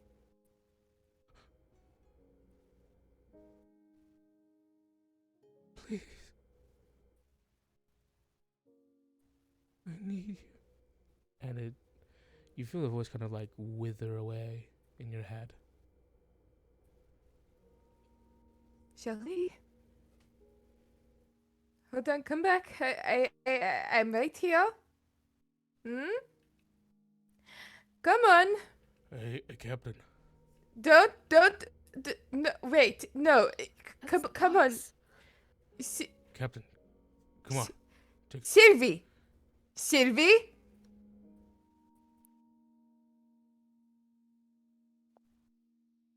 All of a sudden, sort of almost snapping you out of a stupor, a large, orcish hand is placed on your shoulder. Take a step back. Come on.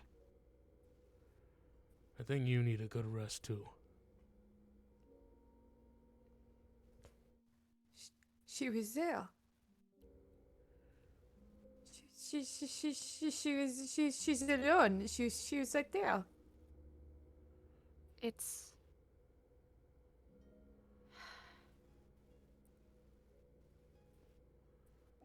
Promise that you won't tell anyone, she says to both of them. What is it? Is it a trick? You're the only other person who's heard something, aside from me. You heard her?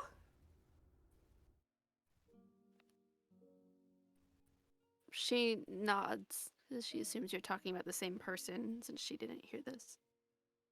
But she looks at them both again, and she's like, "But you have to promise that you can't tell anyone." I don't typically talk about things I don't understand much about, so... If you're doing a report or something, like you said, it can't go in the report.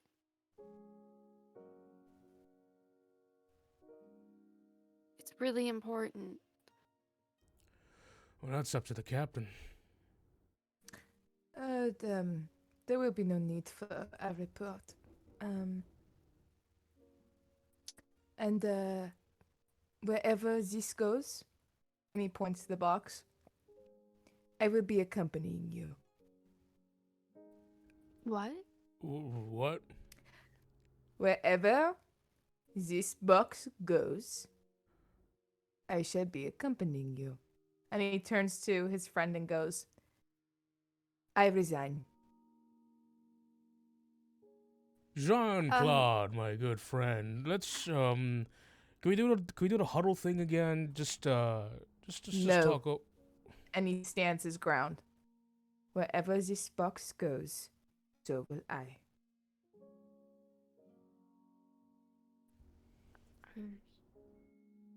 You should come with us. Because apparently, you're going to the ends of the world.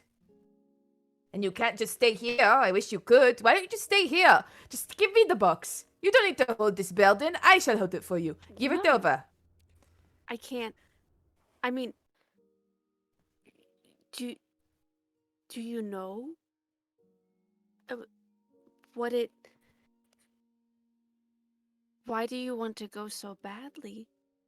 I don't want to go at all. I want to stay here with my friend. In somewhere that I know. But I have heard a voice. And he points to that box. I had a not even heard a voice. I had a conversation with someone who has been lost to me for a very, very long time. So you knew her.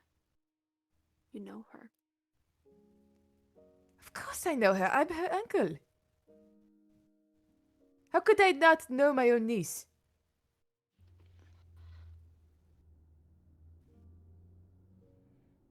This is a part of the moon. I don't understand. The moon? He points up. Mm-hmm. I don't really understand either. But that's why it was brought to my temple. Well, the temple I belong to. And my sister also held it and didn't hear anything, but I did. And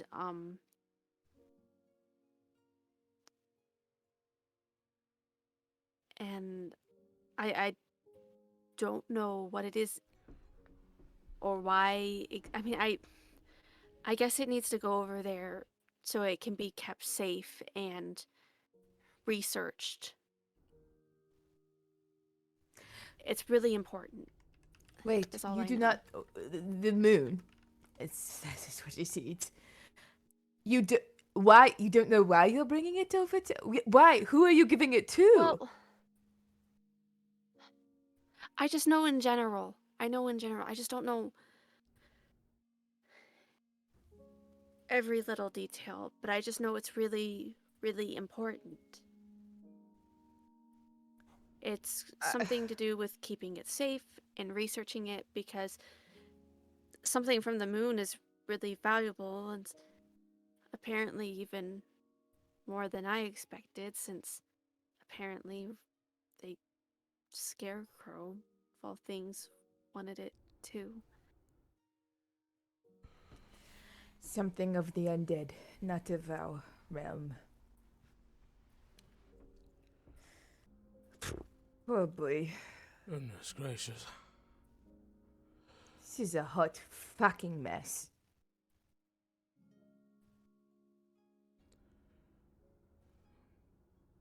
Right. Well.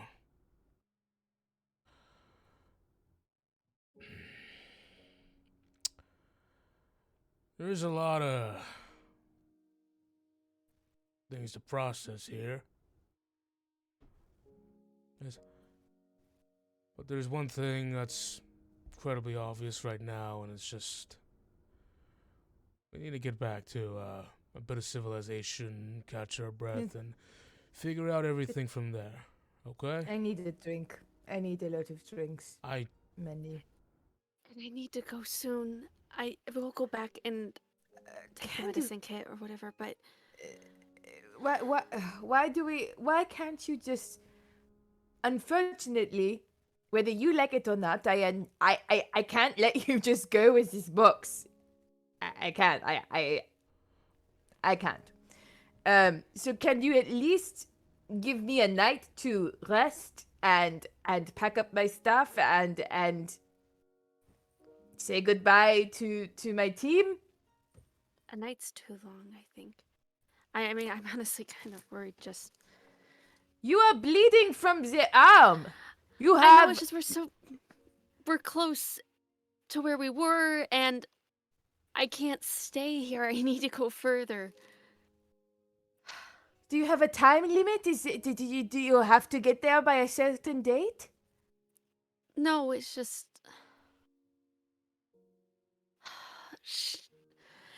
She probably starts making the same face about when she lied the couple other times, when she, like, kind of paused and had to think about it. But she just goes... And she decides to just say... She goes... I'm worried my sister's going to follow me, and I don't want her to... She can't come. So...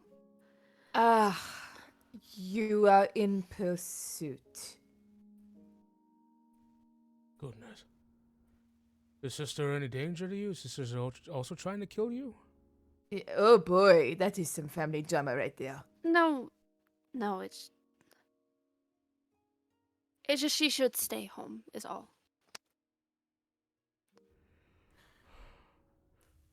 I know she won't like it, but I think this is for the best for both of us. I think this is the best decision, that she just... If she can't find me, then she'll have to go home. Or if she can't... I was hoping she won't leave at all, but honestly, I'm not sure. I don't know what she'll do. But it doesn't matter. I just don't want to be close. I want to get as far as I can before they figure out what to do.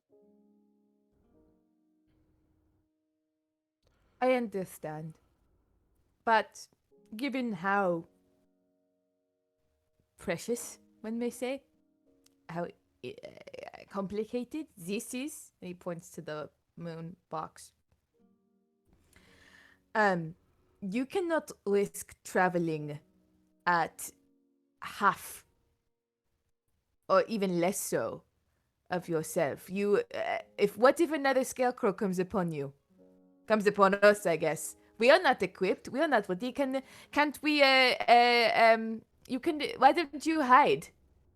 You can hide. And if people ask if your sister does come through, we shall, and he points to Kirkosh and goes, you will send her in a different way. Say you are taking a detour. I ain't sure if I'm comfortable.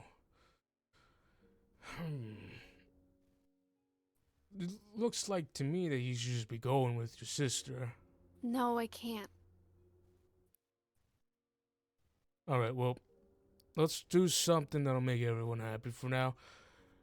We're not gonna go back to Royst. Let me see that map. You're heading on the on this road here. Alright, so you're heading east, right? Yes. Alright. Let's turn around now. We start heading this way. We'll make it to Garradale. There's a chapter of the Grovengard there too. So, Jean-Claude, you can do your whole due process and whatever you want to do. Can I still be a member of the guard? It's just very, very far away. Technically, I'm assisting an innocent. You are asking the wrong person. I You know, I'm said thinking something out about loud. sending. You said maybe they would send someone with me. Why couldn't that be you if you're really that set on coming? You realize what you're asking, right? You're asking someone to uproot their life and start going with you on some crazy journey all the way across the continent. You realize what's happening in between every kingdom and stuff. What happens on this road? I'm not asking anyone to come with me.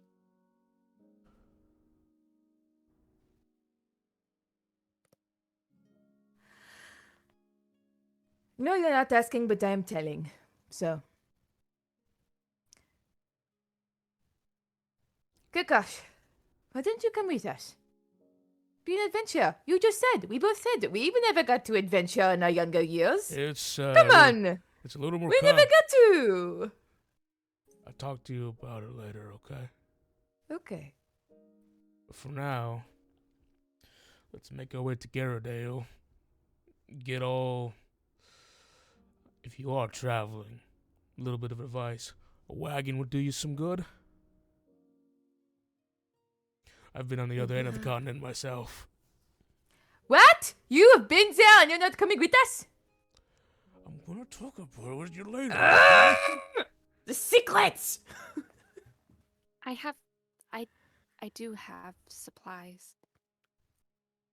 It's Yes, just, but I need more. I need my goods. I need nice things for me.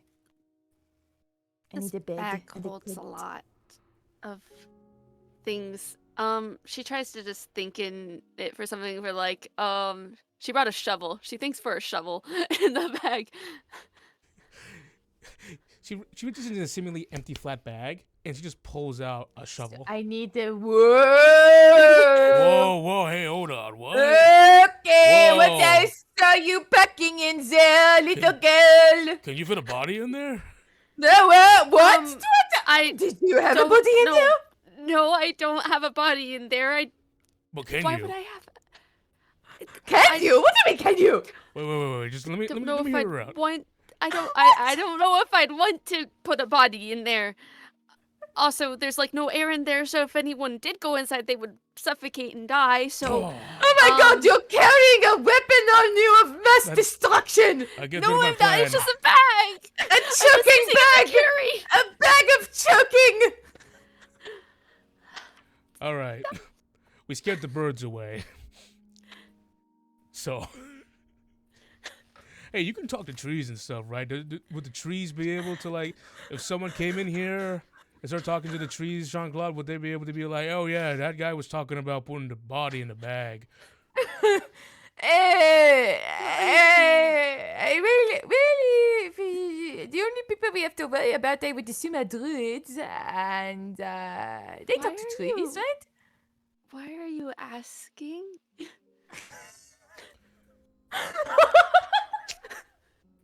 Don't ask questions you don't want answers to, pal. How old are you? Like 14?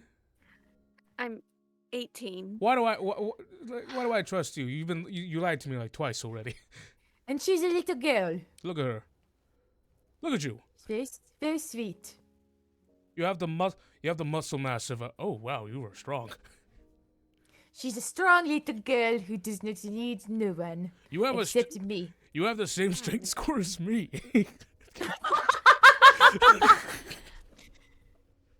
Well, To move dad every day, so there's that.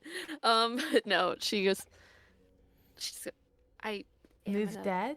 adult. She didn't say that. I was saying it out of character. Oh, sorry. I was gonna say, is dad in the bag? No. I'm an adult. Though, so, she just steps away from Kirkosh, just one step away. Continues walking. He goes, always happens, he mutters. Well, Come on. But the next, let's just head to Garradale and get you in an inn. See about getting prepared and, just we need to have some dialogue about a couple of things. I think a couple of things are moving a bit too fast.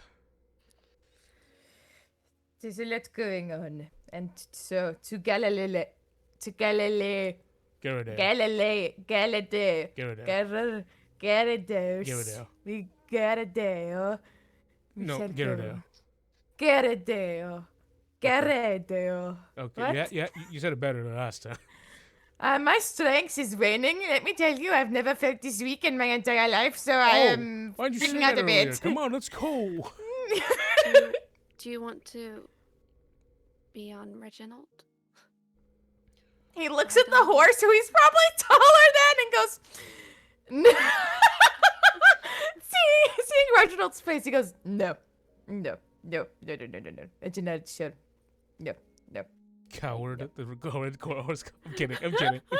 Anyway, I really wish that the Furbolg's speech of beast and life, he couldn't hear what the horse was It saying. would open up this game like a. It would open up this game into a whole new world. I want to listen to the squirrels gossiping. Be like, go to Juicy!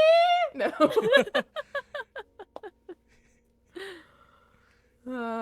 This girl's crazy. She's moving This around with the moon. A scarecrow tried to moita her. You think you can break the moon like a nut? I've tried to eat it before. Just saying. Next campaign. The spin-off moon campaign. is so the squirrels. literally last night. Like, This moon is so last night. I mean, like, come on. The colors are horrendous. Try better. Okay. So, moving along with Kurkosh's plan, the three of you pivot and move. Moving towards a direction that makes progress towards your destination, Cecilia.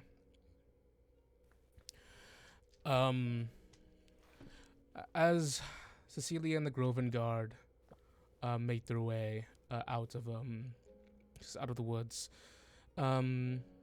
Cecilia, you do have the front, but Kurkosh's looks towards Jean-Claude and goes, "Hey."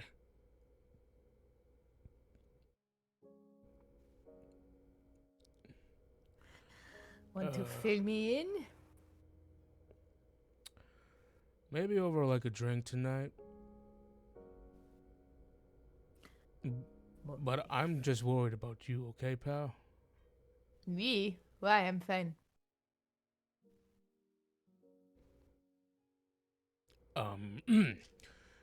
Alright, well, I saw you chasing some things that weren't there, swinging at things that weren't there. Apparently something was there. I couldn't see it, though. You But just... she could. So, Yeah. it's not in my head. I'm not- it's I'm in not our saying- heads, at least. I'm not It's saying two you're people's crazy. heads. I'm not saying you're crazy. Okay. I'm just... A lot's been happening to you, and... I just think maybe talking about and getting some things off your chest will help you out, because... It's making you wanna... get on out of here. You're willing to give up everything here just to go walk to the end of the continent with a girl you barely know? That sounds too heroic. That is not me. I am not a hero. That is too heroic. Of course not. No, None of us it are. is. No, but it is more selfish. It is a selfish reason. For the girl's safety, I would have gladly dropped her off in the next village and found some young adventurers better suited for a young life on the road with no expectations, no roots down, no occupation, just to explore this world together. The thing is, Jean-Claude, I don't believe you. I really don't.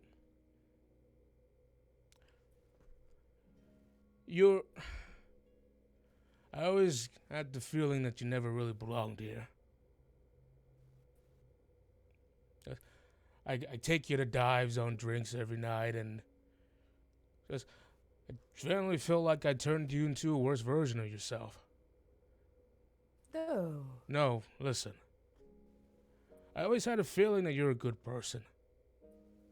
You're kind at heart, and there's this bravery about you I wish I had, but I really pulled you down. That's what I've done. That's what I've done my whole life. What? No! Oh, hey, no!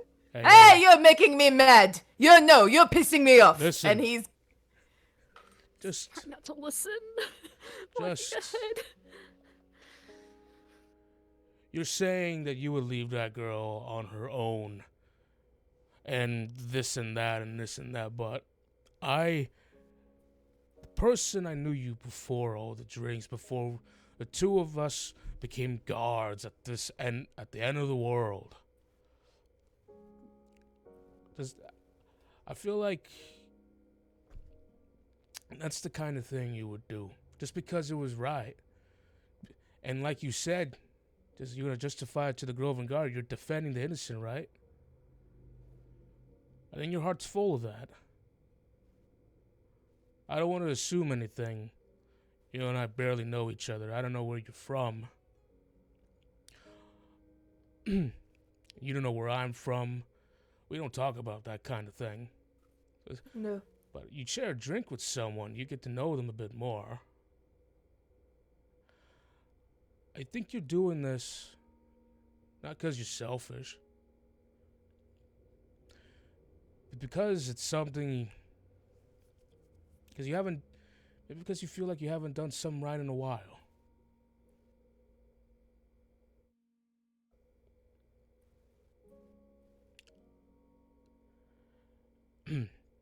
Maybe you've been waiting for this for a long time. That's the feeling I got from you anyhow. So, I'm just putting it out there. I don't meet too many noble people in my life. I guess I wouldn't know.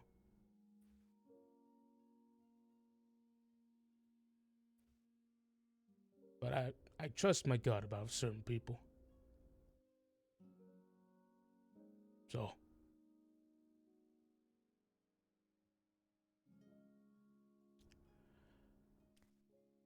You So can't. if you trust your Go ahead. If you trust your gut, then you must trust mine. You never brought me down. Ever. I gave up.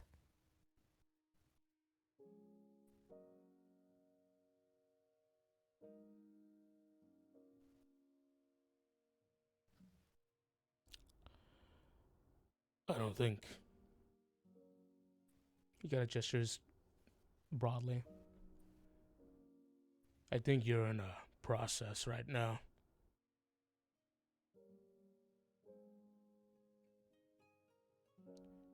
I don't think you gave up.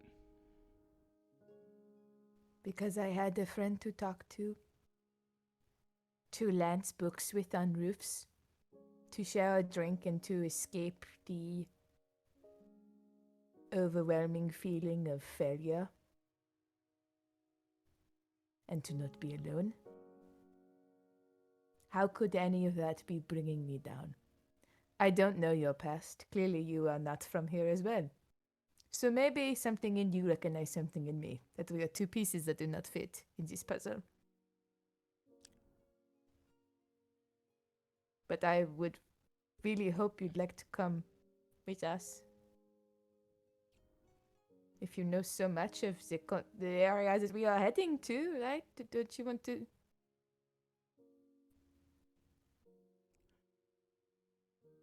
You know, if you're still dead set on going, why don't we talk over some drinks tonight?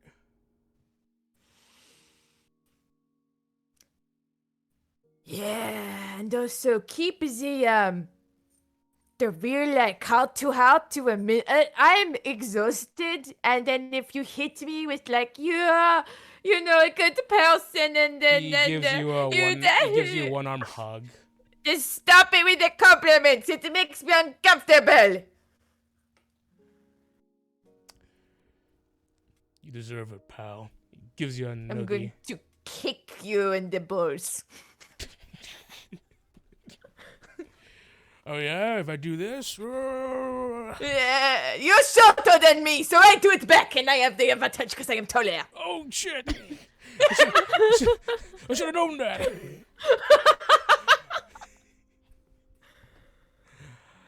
Just so you can hear all that going on behind you.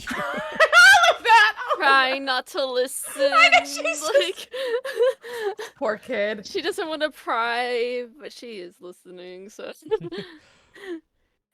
And the squirrels are like, I'm The loving this squirrels are drama. like, Girls, like, I haven't seen something this, juicy since last fall when the I just shambling. think it's cringe.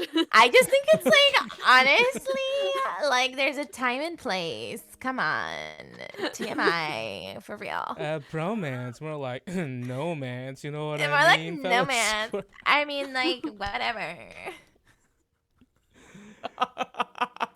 I hate these So squirrels. alternate campaign where Alternate campaign where these gossiping Roll squirrels. initiative. Let's fight these squirrels real quick. Well, we let's throw fight these squirrels. nuts at people, you Yeah. know, like They make sure you trip on their nuts. You know. Oh, sorry. Was that? Did I leave that there? Oh, sorry, honey. Looks like you fell a bit. I mean, we wouldn't fall over if you weren't so, clumsy. But Anyway, it's on but me. I It's on mean, me. it's on me. My fault. My bad. Don't worry about it.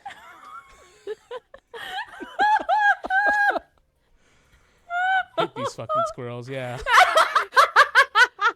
I'm gonna write all on of my a notes. sudden filled with an overwhelming hatred for squirrels. Feeling of Anyways.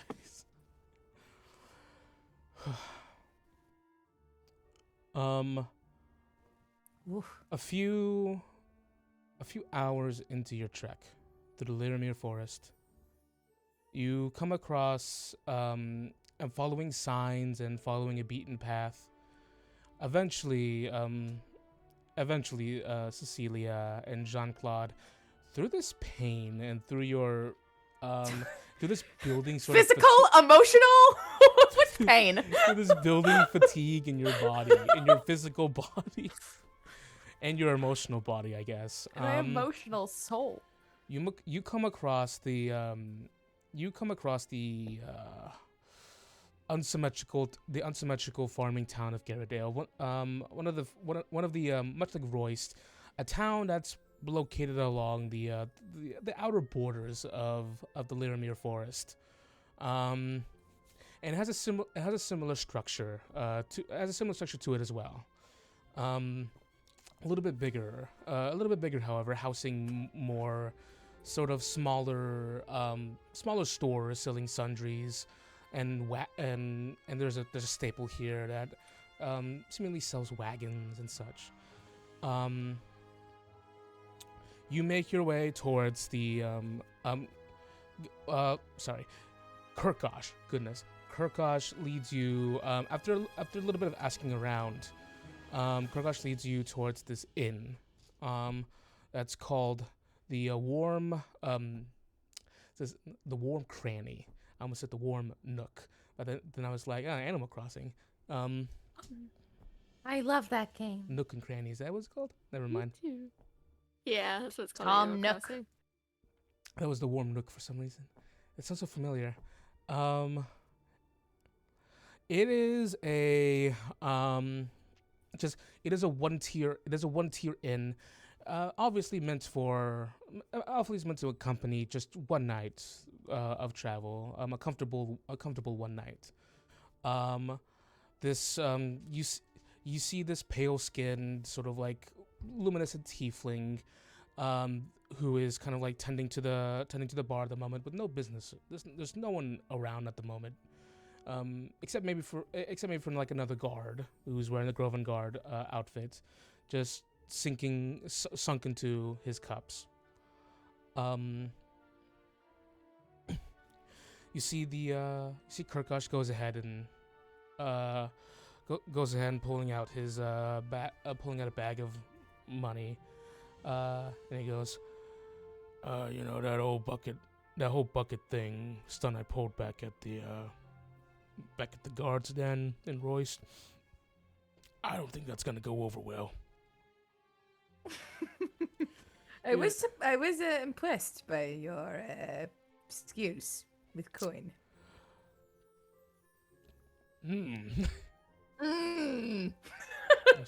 How much is it? It's 5 copper for each room. 3 separate rooms, or I don't need a room. You're going to sleep outside?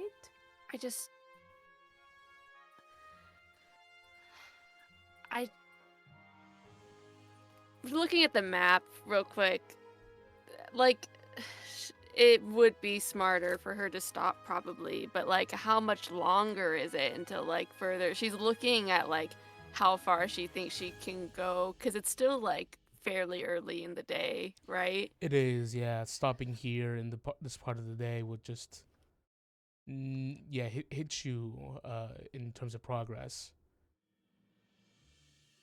Just, I'm okay with stopping and using a medicine kit or something in resting for a bit and talking a bit and letting you sort out whatever you're doing. If you seem really confident about coming, but Can we at least rest for a short while? If one were to take a rest, it would be short. like I said, that's fine. I'm fine with stopping here for a bit. Okay. I just don't want to stay all night. Okay. Well, we just need to I need a little sleep. That is all. Just a little one.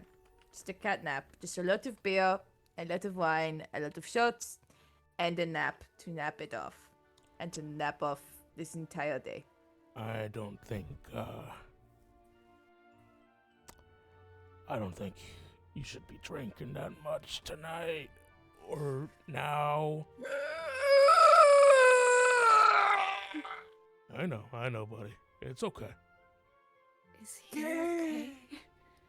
Oh, he does this. Goes. She reaches into the bag of holding. This is something she didn't check for.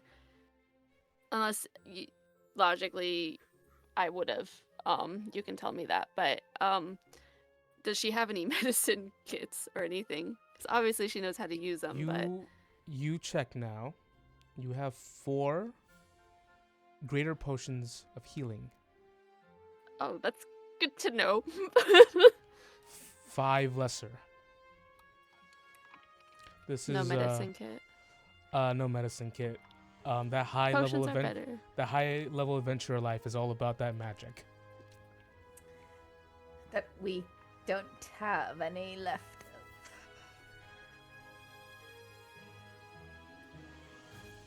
Yeah, even if I short rest, I don't get back any of my spells, but that's okay. That's okay. Oh yeah, let me roll for short rest also. Because I Yo. am... Oh, and I get Channel Divinity back. I get nothing!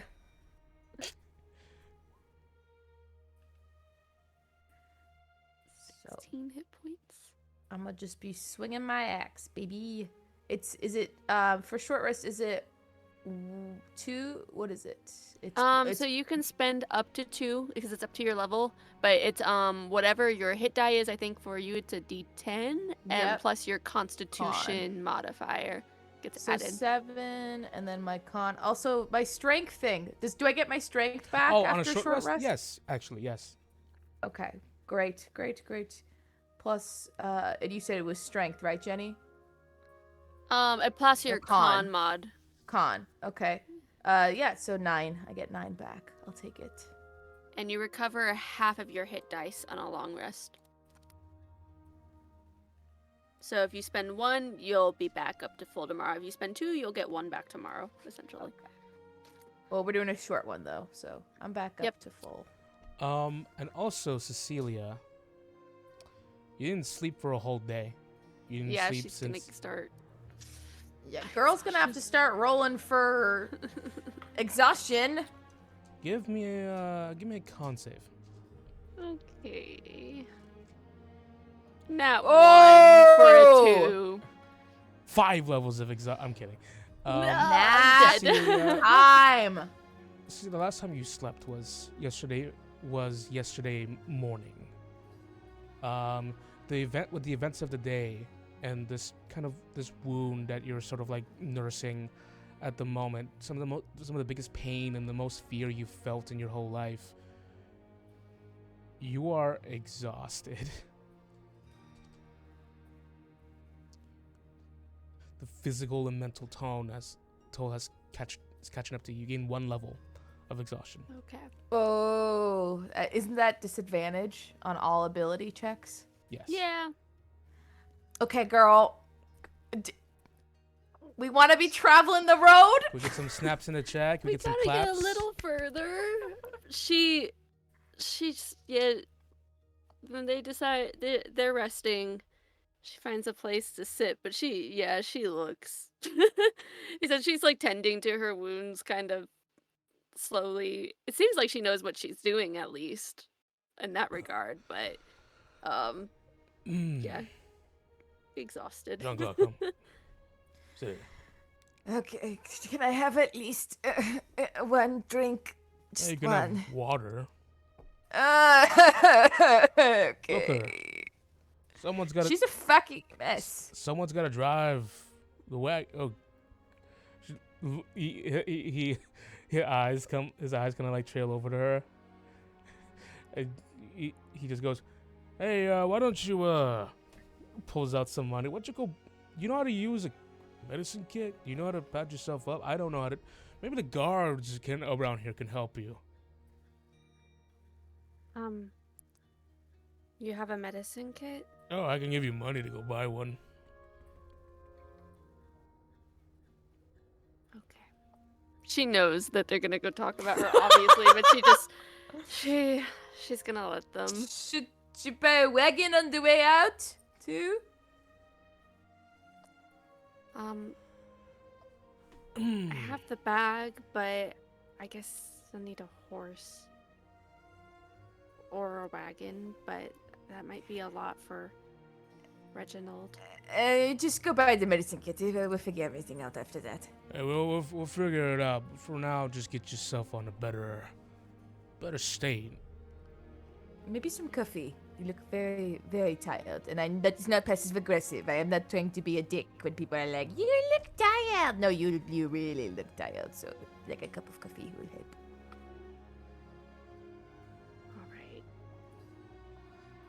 Thanks.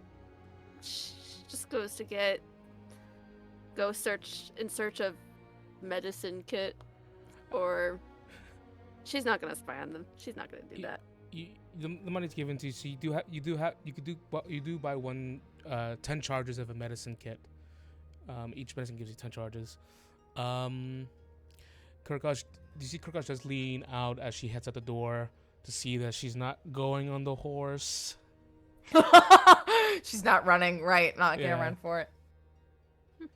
He just goes. Probably should, but he just goes. Okay, good. She ain't running. You know, we should probably do a better. We're supposed to be helping people and stuff. We should probably do a better job of learning how to use a medicine kit because, like, it's part of basic training. I don't need to know that. I just tap people and they feel better. Oh, that's so nice. And no, it's not nice. It is just part of, I don't know. It All right. just it All right. happens. All right. Whatever. So let's can we get one a little shot of ale over here and water for my friend? Oh, you bastard. Says, listen, listen, that girl's all tuckered out. Someone's gotta drive the wagon. Why don't you just come with us? Since you just- know the other end of the continent so well. All right, well, I'm gonna talk to you about that as soon as the bartender gives us a drink. In my water.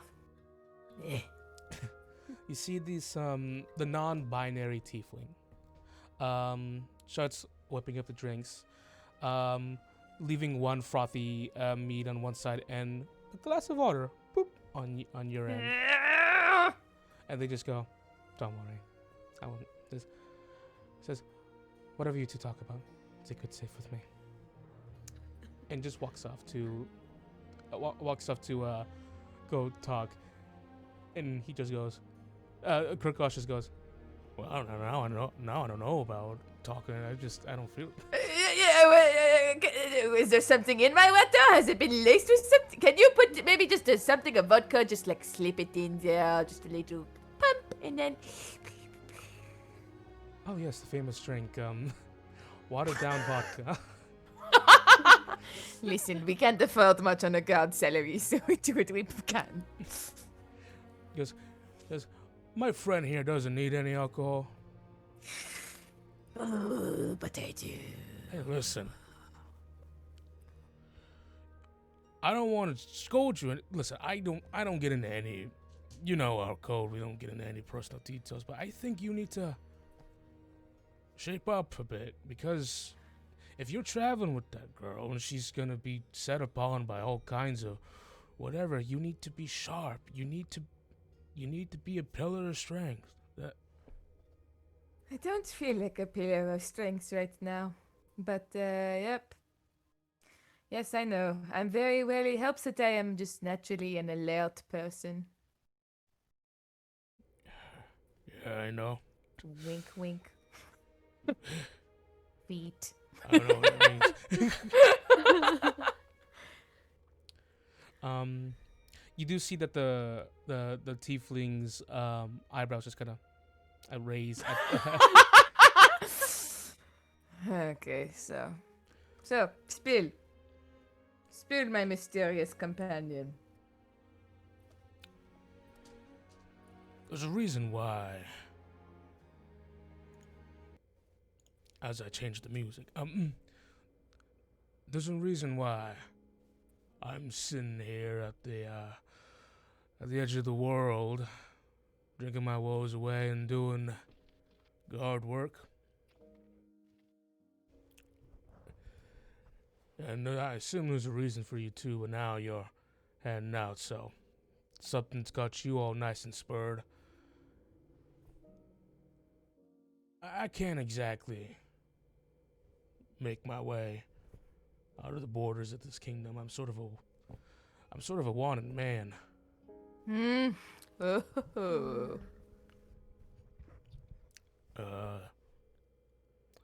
And there are places I can't really I don't think I'm brave enough to go and confront some of the things I've done.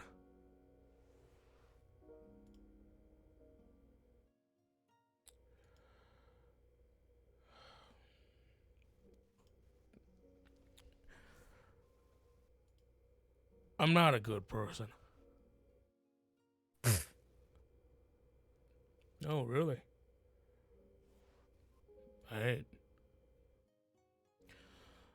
And someone like you, hanging out with someone like me? Listen, I'm just a recipe for disaster, okay? Could you enlighten me on this dark and treacherous life that you had once led? Can I get a hint, maybe? It's very mysterious, and, if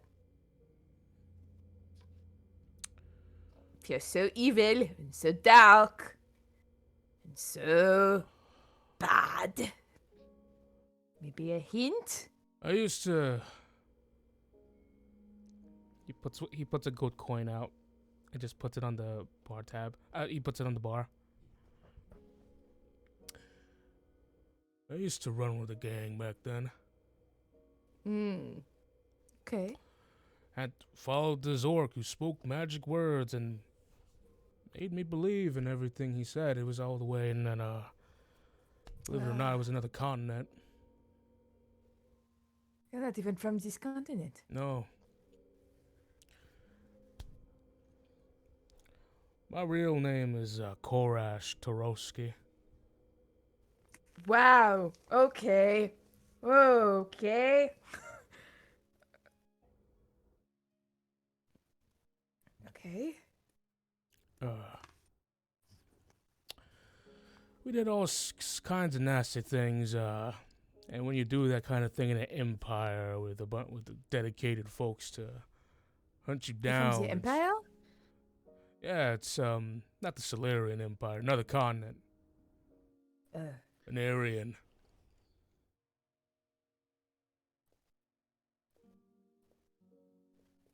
Anyways, I got pushed through all different kinds of places. I stole. I robbed. He places a hand on your shoulder and looks you in the eye. I killed. Alright?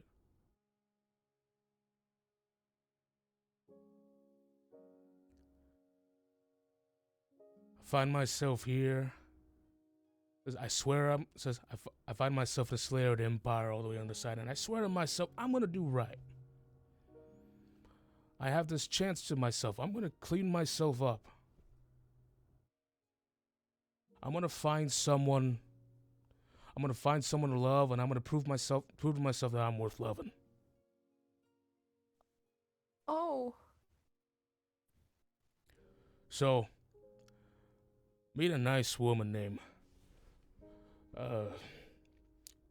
Sinusha. Do I even have this? And I had a son. What?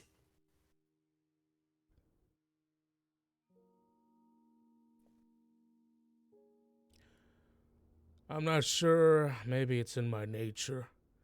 Maybe it's just what I grew up as and old habits coming back to me, but despite all the promises I made to myself, I still robbed. I didn't kill, but I robbed. I stole.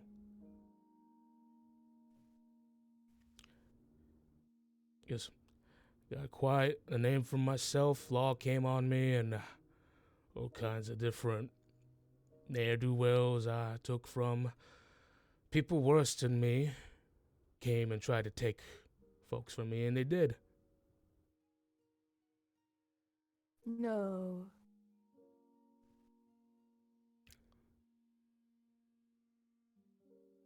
There's people looking for me everywhere. I made every bad decision in the world, and it's pushed me to this place, to the edge. Captain Volotani knew who I was, and yet she still gave me the time of day. And yet here I am protecting folk now. I've done a lot of things. I'm not sure if I save 5 young girls drowning in the lake, I can't really catch up to the things I've done. I'm a bad man.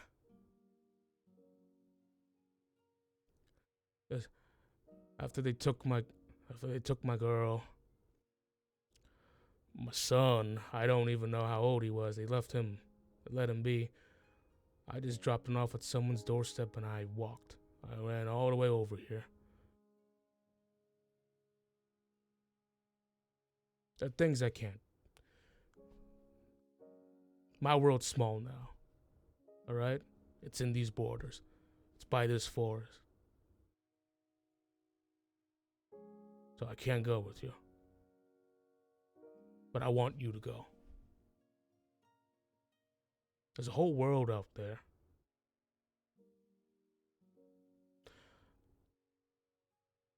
I can't see it. But I don't want to rob anyone else of that.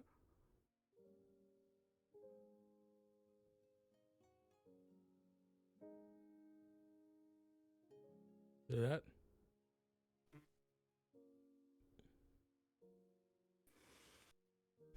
Real simple. Well, it is simple.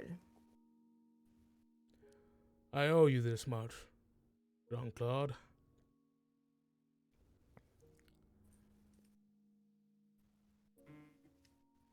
You were my friend. I am your friend. Not well. Do not use past tense. I am still here. Yeah, you shouldn't be. Oh, fuck you. Ugh.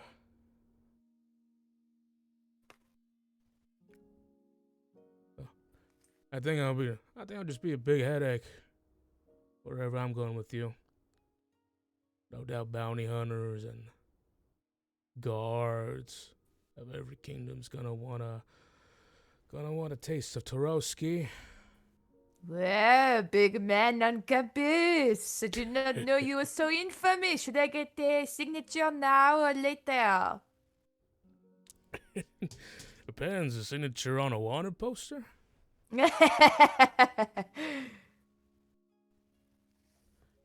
Sinuya? Sinuya, was that your name? The girl? Sinusha. Sinusha. I'm gonna type it out in the chat. Just give me one moment there, partner. Oh, thank you for writing it down. Misspelled it. Thank you for writing on I my paper. misspelled it. Where was she last seen? Is it the other continent? Or this one? a shallow grave. Okay, she's gone. Yeah. And your son? Grown up, probably living a good life. I'm hoping.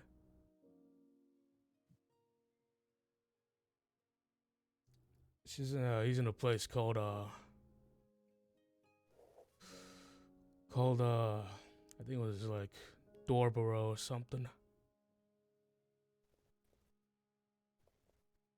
Is Yep. that on our way? It is. to... It is past the destination, Okay. a bit into the Solarian Empire. It's like upper north part. What is his name? Oh, his name's Gerano. I'm gonna type that too.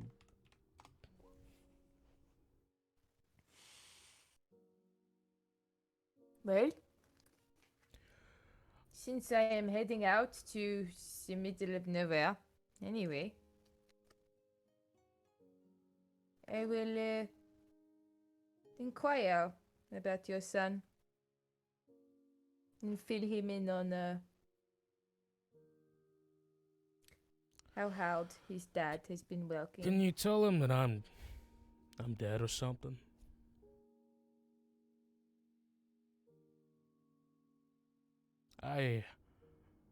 Maybe you shouldn't talk about it at all, actually. That's all my stuff, okay?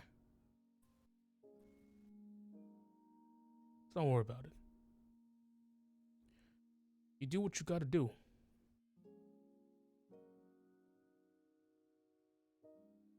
Can you do me a favor? Yeah. Forgiveness, we like to think, is for other people. But more often than not, it is for ourselves. I need you to cut the shit. And stop beating yourself up. Because you are my friend. And my friend is not a bad person. And anyone who says otherwise will talk to me. Because who befriends a hulking man who clearly does not fit in anywhere? There is a reason for that. I don't know how to explain it, but I'm not from here. I'm just not. And it was nice to find a comrade with all our stupid, foolish antics.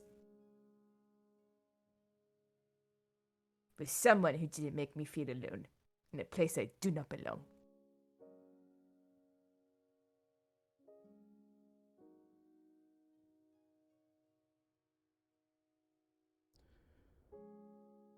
Give me a persuasion check with advantage. Ooh, I'm gonna puke. This is so intense. I was not prepared for episode 2. I did not expect this either. I thought my we got it God. out of the way. It was time No. to be fun. I'm the funny. I'm the funny character. Yeah, fun NPC. So guys, I rolled a dirty 19 and a dirty 20 for both of my persuasion rolls. You said at advantage, right? Yes. So that's a 20, dirty 20, A nasty 20. Okay. a nasty 20. Get nasty. So he's gonna go. You see, as you speak, Kurkosh. Sorry, chat saying sign the ledger. Sign the yearbook. Kurkosh, you know, is someone whose words are hard to get through to him. Not because he's stubborn, but because words just kind of deflect off of him. but maybe for the first time in your life, words that you send out and you want to go deep, you see it enter into him. He smiles. He smiles wistfully. He just kind of grabs the mead and just kind of pushes it towards your way just a bit.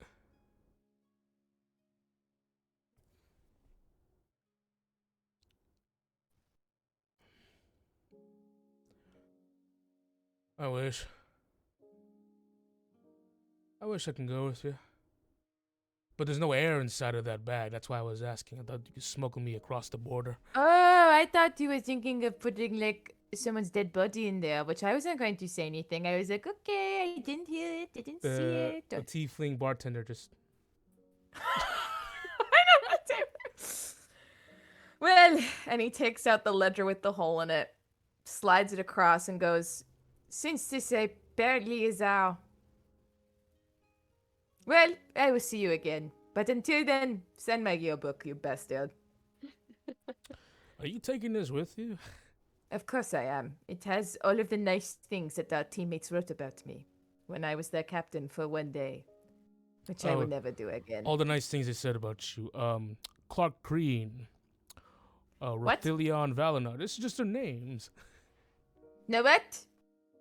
They signed it, and that means a lot to me that they even tried. Or I'll So sign. Korash or Kakash, Kakarash, whatever your name you want it to be, whatever it shall be, I don't give a shit what wanted poster you are on. You are my friend. Please sign my yearbook ledger. You don't have magic to cast command on me, do you? No. I have command spell, yes, but I don't have any magic because I am tired, and this girl who I respect is very adamant about going anywhere. I need to sleep to reserve my stores, but nope, I guess I'm Cecilia on the road. returns at this time after making a journey. Starting to open the door. And He just- hears he's just- them loud as normal. And she's just going, wait, as Cecilia enters, he sees her mid something goes, ah!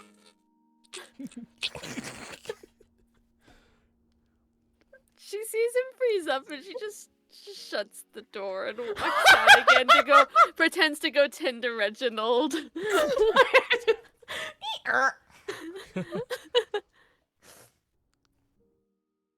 And she just waits a minute. And she makes sure he's all tied up properly and double checks, and then she comes back in. Jesus. When she's out though, he does go. You're gonna be traveling with that girl for Yep. a long time, huh? Yes. Well, I don't want to assume things again, but I think she's as innocent as they come. Yes. Yes, I will be the babysitter. She's got the same eyes as my kid. I can tell it. Big dreams. So, why don't you just give it everything you got, okay? No, I'm going to half-ass everything. What are you talking about, give it everything you got? She's by herself. I am an old fucker. Let me make this very clear. I Cecilia should comes be... back in during this So time. she hears the yelling, she doesn't come in. I should be sitting by a fireplace with a blanket on my lap, a whiskey in my hand, He maybe picks a up partner. He picks up the ale and just tips it into your mouth as you're talking. Shuts up. Silence. She peeks in and then comes in. He's quiet now, just sipping his drink. And then he takes it back because it's his. All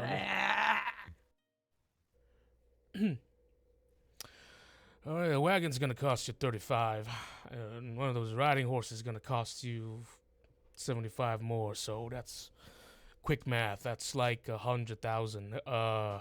Whoa, cut the wagon. I will walk. I do not need a horse. I shall walk on my feet. If you guys are traveling, one of you needs to sleep in a wagon. It's gonna do you wonders. Trust me, I know these things. The horses will need rest too, though. I think it would be worth it if we're able to get a horse, but she starts checking the bag for money. She has her 15 gold from backstory, but As you Gold horses? you check your bag for money, and you did not take Delmira's money out when you first when you salvaged for the first time. So you start pulling out like gold after gold, and you're thinking of some like 100 gold, and you just pull out a bag. And you think about like platinum, and you pull out a bag of 36 platinum. What? Kirkosh's money back. You see Kirkosh is about to go, oh, listen, I saved up everything, like 120 gold piece. You know what? I'll do it for you because you're my and then you give the money back. Uh-huh. It's like, how And much? she's realizing how much she has. You have 36 platinum pieces. What? And 486 gold. Shut We're up! rich. What the hell? 486, is that what you said? Yes. I'm just not gonna regard my 15 I had from my background. What Throw the it in there. hell? 486. Throw it in there. It's 501. How or you wanna much make it money even does 500. your sister have? A level 9 adventurer. My That's God. decent money. Was she level 10? I thought she was level 10. I forgot. She just kind of mutters to herself as she starts pulling money out, like, oops, but I think we'll have enough. You sure? You packed enough? Who are you? Yeah, I think we'll be fine. Well, I'm keeping my fucking money then. You're on your own. Well, no shit. Okay, well, oh, wow. Says, maybe the scarecrow was trying to rob you? Are you sure? I was gonna say now it makes sense why the scarecrow would try to rob her because if you're packing how much platinum? I've never even had a platinum. I didn't realize how much was in here. I would have left some at home. Oh my goods. But it's useful.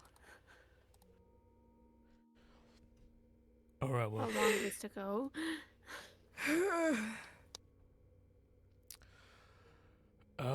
Wow, okay. Well, like you said. Yeah, I think we'd be good. Oh, there was a Groven Guard member who was, drowning himself in his cup, right? Yeah, he's sunken in his cups. He's gonna go over and just tap on the shoulder.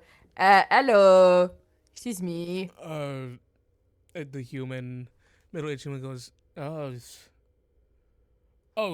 he sets up. Sorry, I was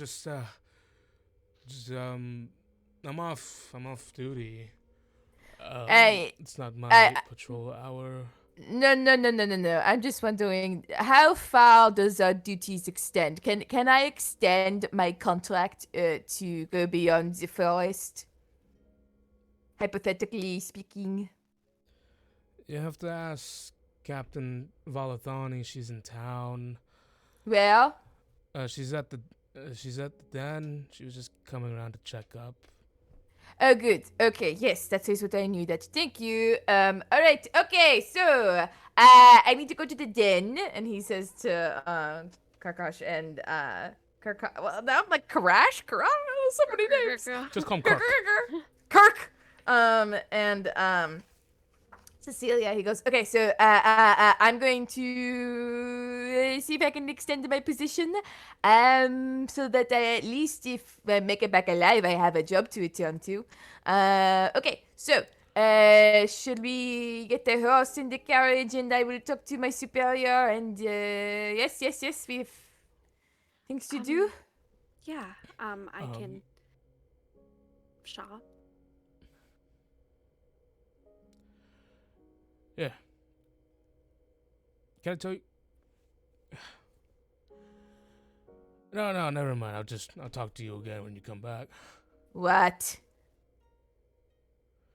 There's this. You just to come closer. What? There's this real son of a bitch in the Empire. Mm-hmm. His name is Ferdinand Hedgecock. Stupid name.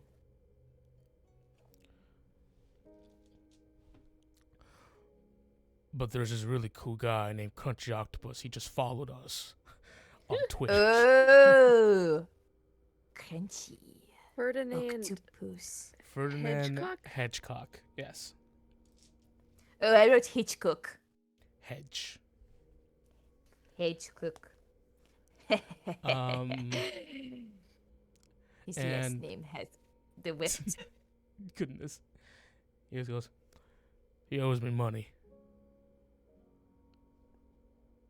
Okay, so I cannot send a heartfelt message to your son, but I can go collect the money from Ferdinand. No. Just go scare him or something. Just like go throw some through his window like a rock or a Molotov cocktail. Whoa. Okay. All right. And he is in the Empire. Yeah. So like they're really good at cracking down on crimes in the Empire. So maybe don't do that actually. No, I will. For you, my friend, I will do this. And also speak to your son whether you know it or Never not. mind. Okay. I So, swore to not up making to you worse the than- captain. Captain Bellatoni, I have a question for you to extend my contract.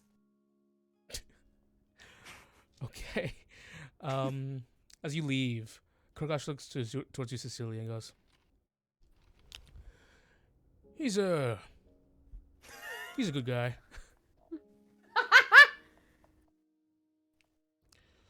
Just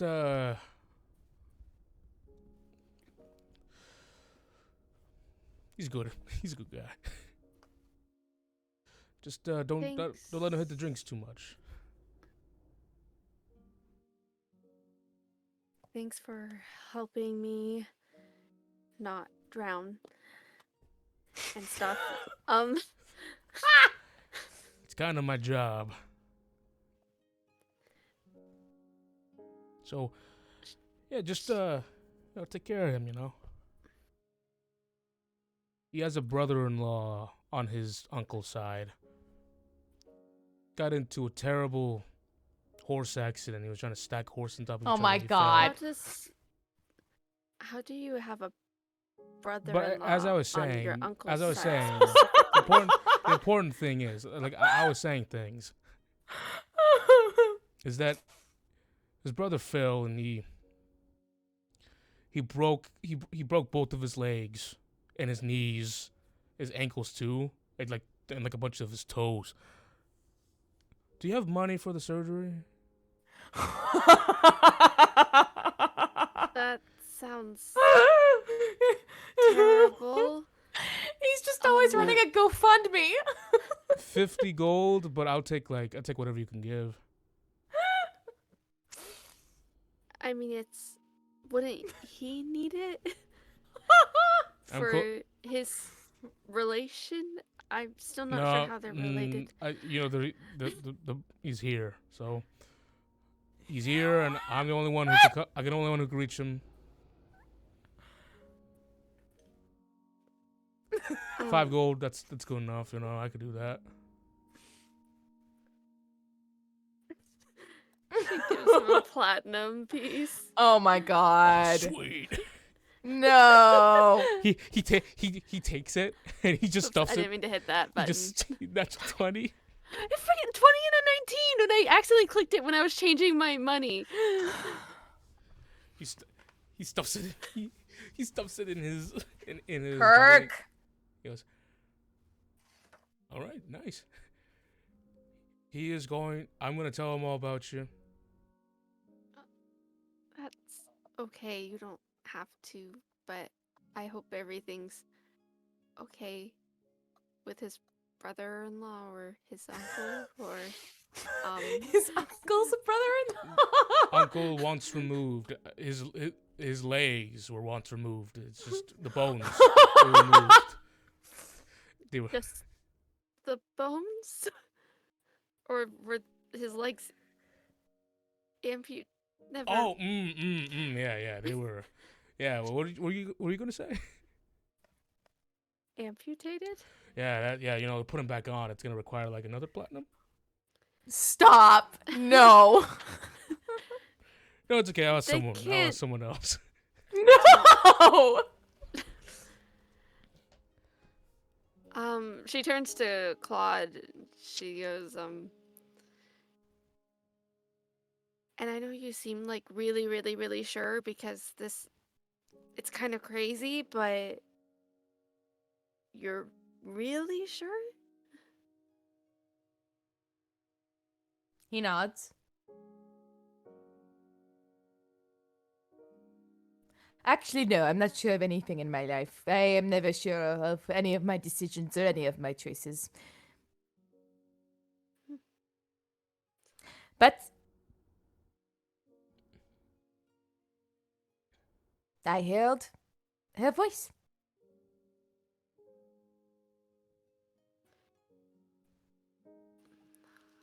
All right. I guess I'll get to shopping. Or maybe you should come with me. Maybe you should come with me to the captain to introduce the reason why I'm extending my contract. Explain I am a escort mission, right? Surely. But we can't tell her about the moon. No. We will say that you are escaping from your sister, and seeking. You are escaping from your sister, are you not? Technically, You're on the run. but not in like an illegal way. Okay. Family, personal. Yes, personal. Not in an illegal, but a personal way. So I am They won't escorting try you. to like investigate it though, or like No. or arrest her if she comes here though. No. We say she's very personal, and technically the law should not be involved, but from the goodness of my kind, warm heart, and my intellect that is insurmountable, and that so many people have such a hard time grasping because it is so refined, so extraordinary, so big-brained. Someone stop him. You got a captain to talk to. Okay, so we're running from my sister who's not dangerous and not doing anything illegal and who they should not arrest because if they arrest her that'd be really, really bad. Really bad. I'm not gonna arrest her. But Why was do that wink? no, like she You stop it. I'm hoping that she doesn't come at all because she has to stay home. But she might come, or at least come a bit before she goes back, and look a bit, Okay. We figured out too much thinking, too many words. It's making me uncomfortable. Come on, we go. That is not a good sign. You should come. It's come from This me. is gonna You go should be- terribly. This is gonna go so bad. The two. He goes. I'll go do the shopping while you guys are doing the thing. Get some time. And you two head over to the guard's Do you den. need the... She goes and gives him the coin purse, one of the coin purses then. He goes, "Oh, sweet. Hey, No! For I sure. can have it." No! Well, if Cook! you're trying to shop for Come us, on. I just wanted to make sure you didn't have to use your money. I got you. He's going to... No, you don't got it. Don't take all of it. Come on. Leave us some. I'm promising to be a better person now, even though I stole a platinum piece from her earlier. You stole one already? Puts it back. Progress. Okay, come on. We go. Come. We go. How much did you need again? Like 150. No, you. We go. That's You true. can figure it out.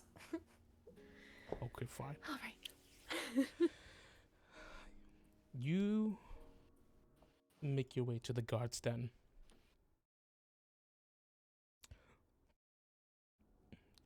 Jean-Claude. Mm.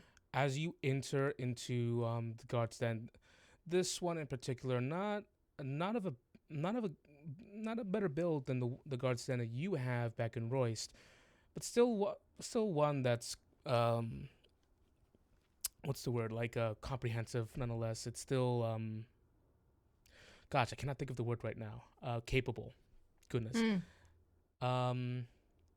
You see a lineup of individuals much more disciplined than what was present back at Royst. And you see the large, towering 8-foot figure of Captain Volathani, a female 8 Goliath, feet tall. with long, inky black hair, tied up in a large ponytail that goes behind her. She's a bit intimidating, but she lets people do the work as long as they're doing it. You see, she currently has she has a formation of guards up, a ledger in hand, similar to the one that you have, the one she left you. And she's currently speaking to a member of the Groven Guard who has her hands behind her back and has seemingly like a shoulder cape. This person is half elven in half elven nature. As the captain speaks and you walk in, eyes naturally avert to you, but they quickly snap back. But it was in that second where that captain saw everyone's eyes avert that she just turns.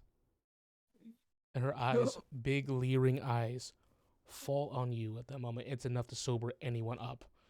When she is the captain in your town, that guard detail, they work around the clock and they are efficient. He's gonna puke in his mouth a little bit.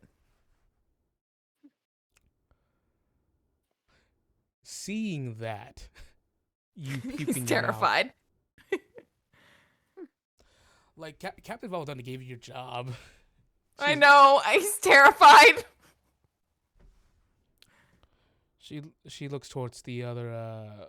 She looks towards the sort of second in command and kind of hands a ledger to him. It just goes. All right. Says. Follow the instructions there. Put it to work. And then looks over to you and goes, "You, Bushron, come here." Yes, Captain. As you step on over, she just goes, "Halt." Yes. Do you see what's the matter? I am not at my post with my charge of the people I should have been. Beyond Command. that, I have a hole in my ledger. do you have any pressing matters? Is there a reason why you are across the forest away from your post right now? When I have appointed you as the captain in the meantime, is the village on fire? No. Then there better be a good reason for this, Bushron. I need to either A, extend my contract to the Groven Guard and the Army of Forest and the what it extends to, or B, take a very long vacation.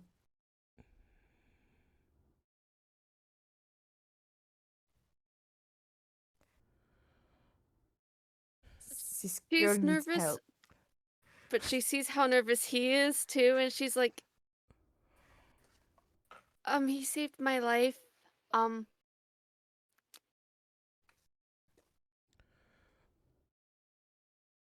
She steps over, and immediately it's more soft. It is much more. It is a much softer look.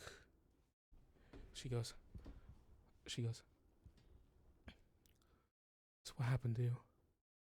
Are you okay?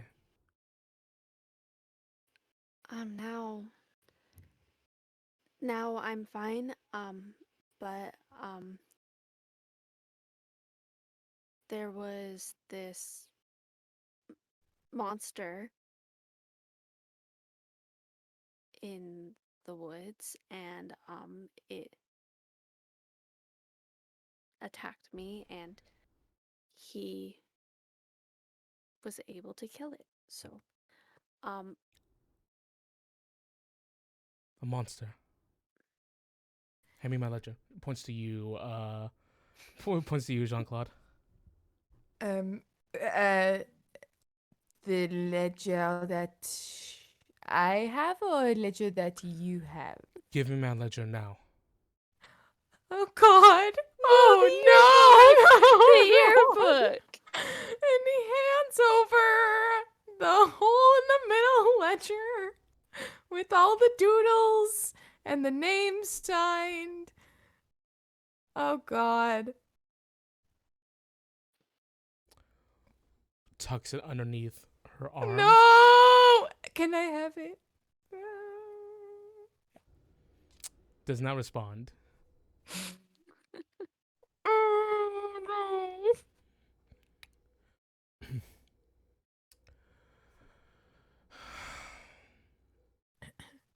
It goes.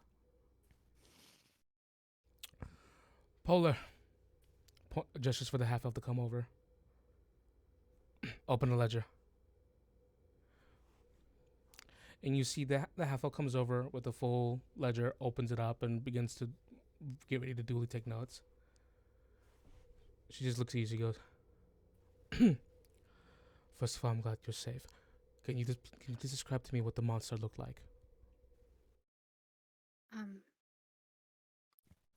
It was this shadowy creature that controlled a scarecrow.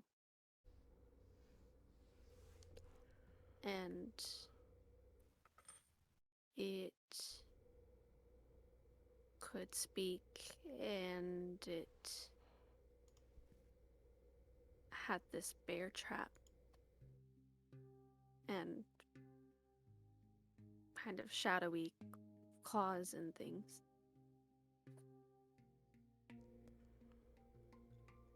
She makes a kind of face at that. You see her and the captain kind of look at the other captain kind of look at each other for a moment. They trade looks, but he's writing it down. Is this what Grovengard member Jean-Claude Boucheron also saw? Yes. All right. It's written down, and it's passed over to you for a second, Jean-Claude, so you can sign that you verified, that you corroborate that statement. He'll sign JC. John Cena. John Cena. You as you sign it, she actually stops it for a moment. She goes, "Full name." Pushes it back. Yes, ma'am.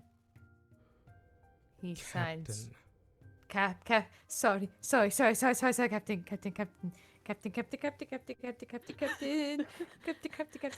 Stop that. Signs John Claude Boucheron with a little heart, hoping that it'll make it better. He's terrified. He's so scared. You hand it back. As you do, her hand just reaches out and just doesn't even look. He continues to look at Cecilia, but just her hand just reaches out with the pen and just crosses out the heart, and just leaves the pen in the middle. Of the book. I've heard that one. He goes, "Well, don't worry, you're safe now." It's unfortunate you came across a member of the Groven Guard. It's our duty to help. It's our duty to help people like you. Just, do you feel safe? Is there anything that you need right now?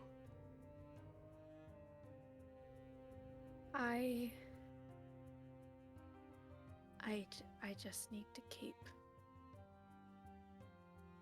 She looks at Claude for a second. She goes, he's I need to. and he's slowly he's trying to hide Go. it, but like point to him, like She was. I need to go home, and that's what he wanted to help me with. To Underoath. I was heading back. Underoath.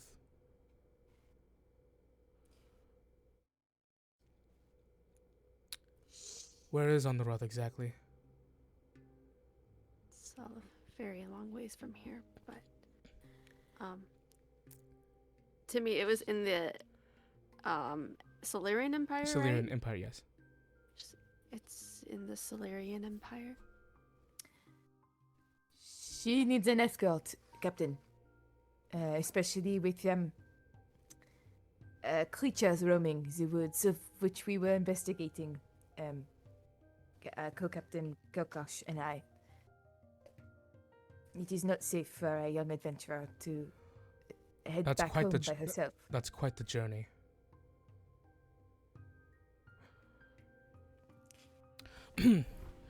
I'm not questioning the matter of the attack right now, but I'm questioning the integrity of the company that you keep with you.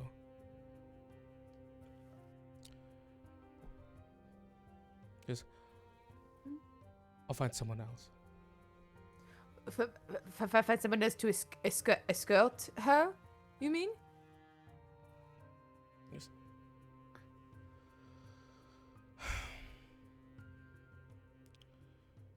Look at you.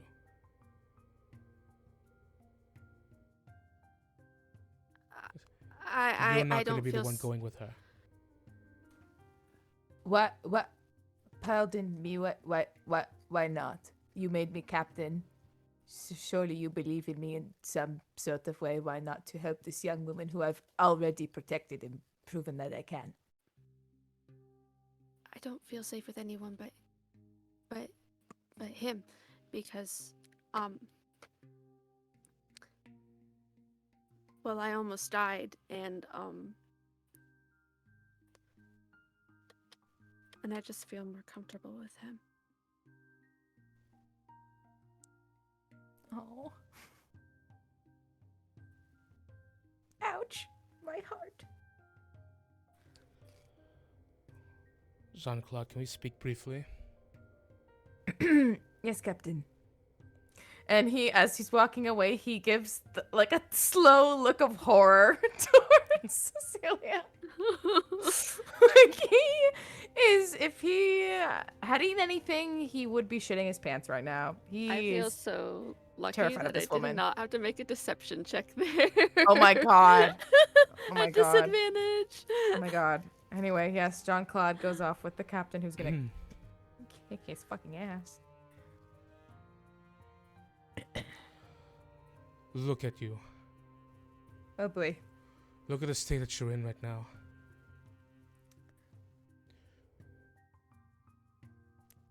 I'm a bit injured from the fight of which I protected the young girl, so yes. There is a heavy scent of alcohol coming from you. Okay, I had a little bit, just a little. And what is that smell? There's something else there. Mushrooms. When was the last time you bathed? Cleaned your armor? Oh. Sharpened that axe of yours? I cannot recall, Captain.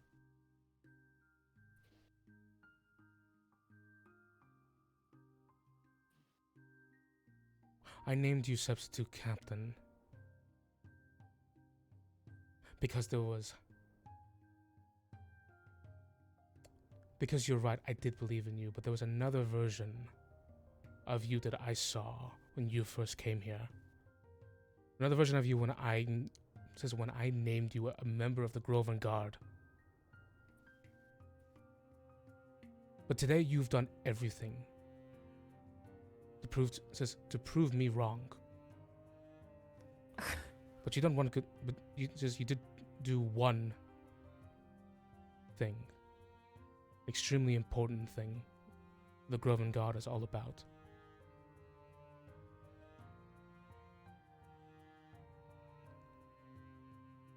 I thought it would be a terrible, terrible allocation of protection to send a man who drinks, who does not bathe, who barely takes care of himself as of late,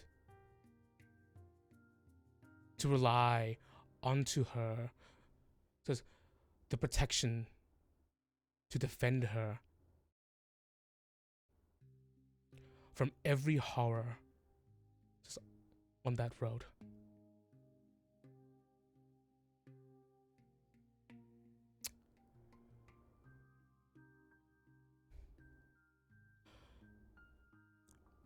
But that does not get in the way of you saving people.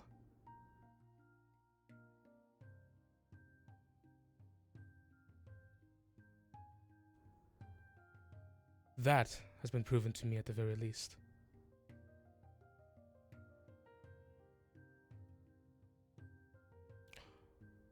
What is your relationship to that girl?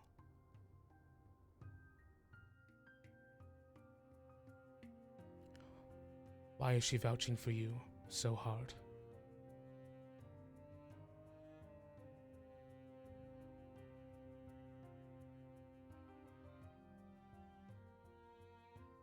Because I guess she sees something in me that you do not.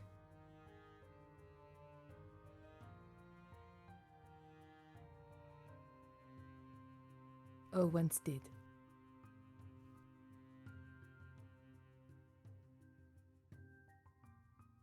What happened in that forest?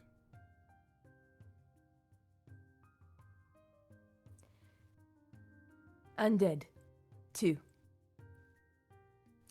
The scarecrow we were chosen to repel on seems to be puppeteered by a dark entity, one that has breached both our noses and the Asperu Rangers as well.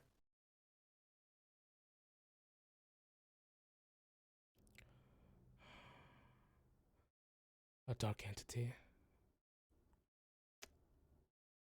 Malicious. The girl left out in her report, her name is Cecilia, by the way. Miss Cecilia left out that I came upon her. The creature was attempting to drown her, Captain. Did it seem like a random act of violence, or was there a reason behind it?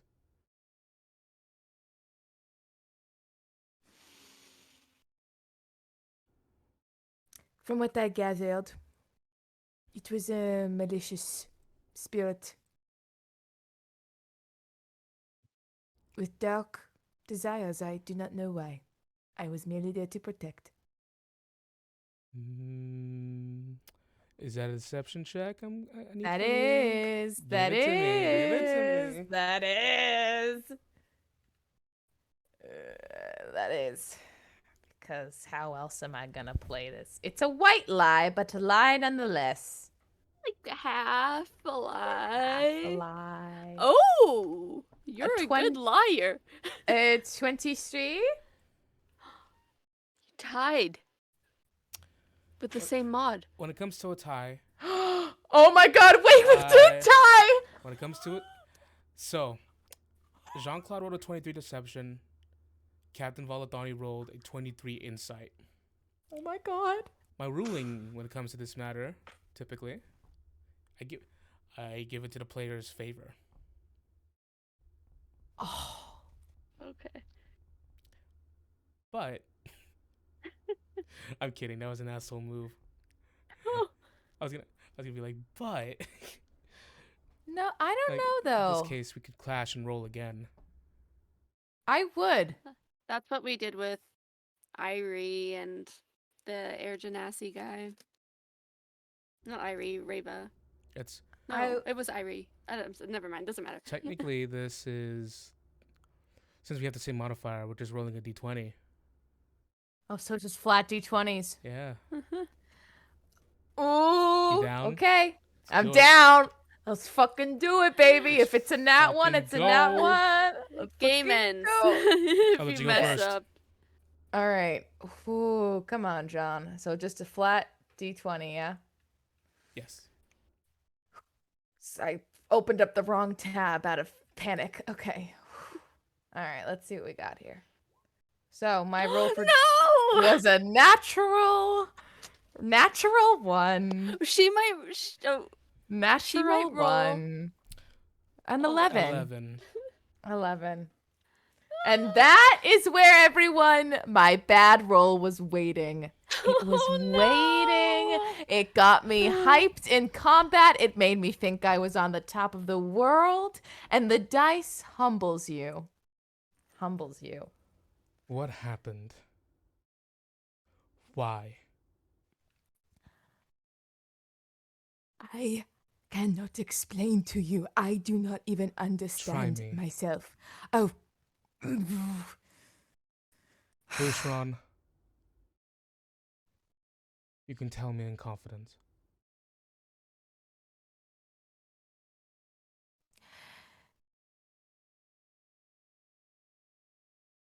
She has access to something that I fear.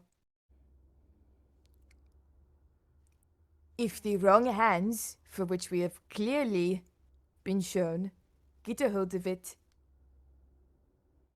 could be very, very dangerous. She needs to go to this location. She has been trying to go by herself. But she and I can see things that others cannot. We are somehow linked. I do not know why. I do not know how. And the reason I am so adamant on going is because she is connected somehow to someone who I have lost, who I have been searching for, and who I had given up on.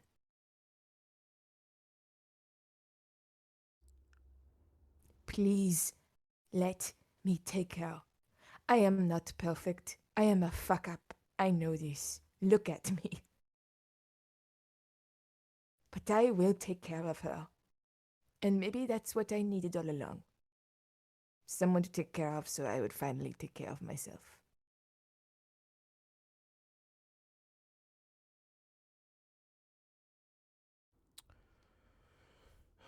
The ledger with the hole in it, she pulls it out. Do I get my yearbook?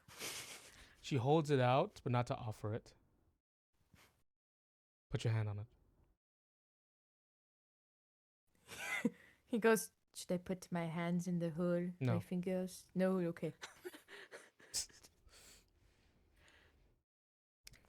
Puts his hand flat on it. As a member of the Groven Guard, you swear to walk these lands, guide the lost, defend the innocent, and defend those Is this my oath? who cannot defend themselves. Oh my god, is this my paladin oath? I'm gonna cry. I'm gonna fucking cry. Oh my god. Damn, that's fucking brilliant. He goes,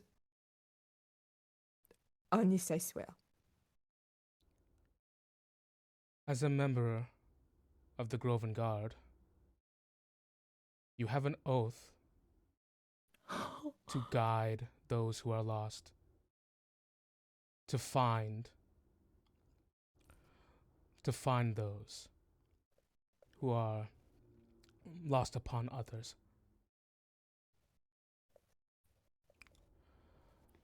And to guide others to a clarity that only you and many others know. You swear. I swear. You You swear to defend all that you love. Past, present, and unknown to you. His eyes narrow a bit on that last one. Can I do a quick insight check? Sure. Captain. Captain, what you? Captain. Okay. Oh, Captain, my Captain. Oh, cap my cap. Oh, Cap, my Cap. Cap. Cap. Another nat one. What do we got? Captain Oh, it's a 4. Captain is not capping. Captain is not capping. All right, he goes, I swear. Fucking 4. Says, and you render onto yourself, you allocate every bit of protection onto what you and to what your fellow people, everything that you cherish, you render your protection onto everything that you hold dear.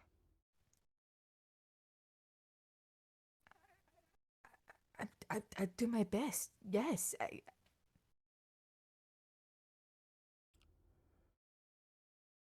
I'm not asking for your best. I'm asking for your guarantee. Yes.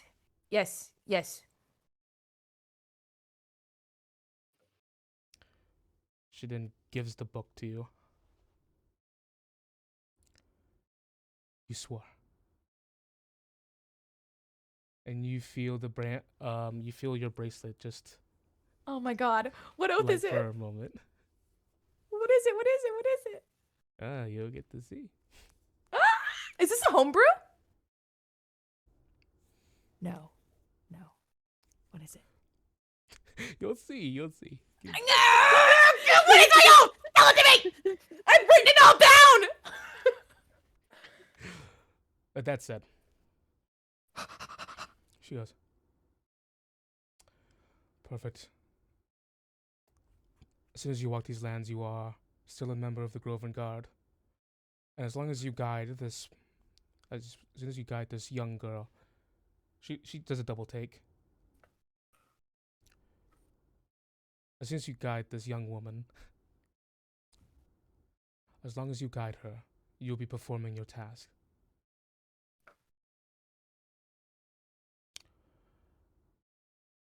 Right. Now, before you leave, can you relay to me the reports from the other? I need that for clerical purposes. She's looking at the doodles. That was their. You made them sign it around the hole. The hole was there before they signed it. So, it ended up on my roof, and I do not care right now. I am making the conscious decision to choose not to care repeatedly. Take that as Okay. my mercy. You are very merciful, Captain. Yeah, there's the hole. And you will see a lot of signatures because I wanted like a keepsake, but then I realized it's your book, so now you get words of encouragement and love from all of our members. And I wrote a little note to myself, but it can be to you too. Although it does say love, Jean-Claude. And while I do find you very attractive, I have a feeling it is not a good place for me to admit my attraction to you. When you are After looking at me everything like that we've that. talked about, I will split your skull. Okay.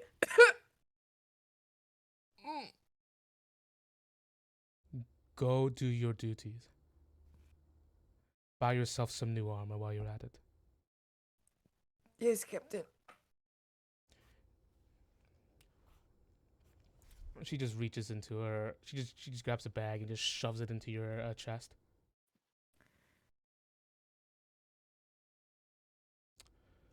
You're paying me?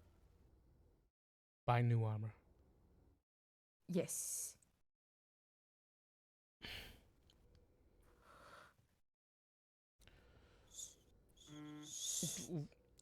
She just turns.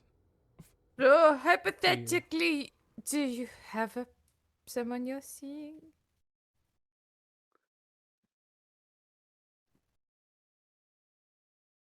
You see, she makes the movement where she reaches for the warhammer on her back.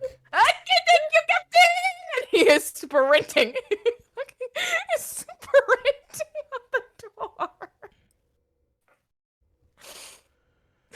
I'm not quite sure if he's impressed upon you yet. Talking to Cecilia.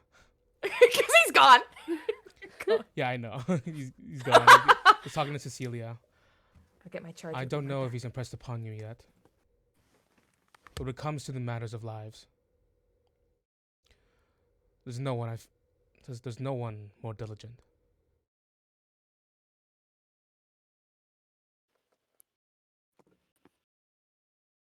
Thank you.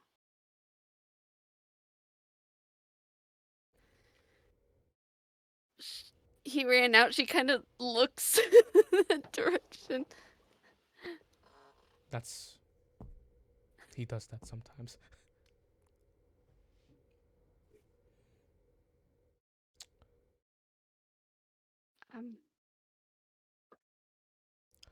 I'm still a little nervous around her.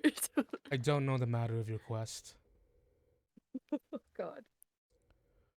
but I wish you all the luck.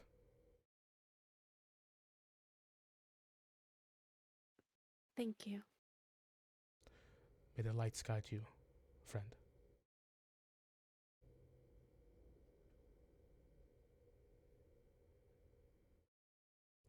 It was nice meeting you.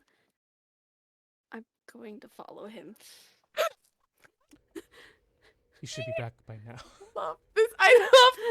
I'm sorry. I adore this NPC. I've never seen Tamview play someone like this, and I'm in love. Immediately ask her out. Without hesitation. I'm He's like big. I'm surprised. I was like, the first time you said, like, I play this kind of NPC a lot. But this- not in not in front of Emma. Gartalia. Yeah, not in Gartalia. Yeah. Anyways, That's gonna, the struggle with this game is that, like, it's super hard to romance people because we're moving. I know a lot of long distance relationships. Not that Valathani will ever say yes. Kill him first. Anyway, focusing. all right, Cecilia, you head out to follow Jean-Claude, who has fled the scene. Eventually, you find him out of breath after having sprinted a bit. And he's not that fast. Let me make this very clear. She didn't follow, if that's what you were worried about. She followed me? No. Yeah, no. No, that's she didn't. what- Are you okay?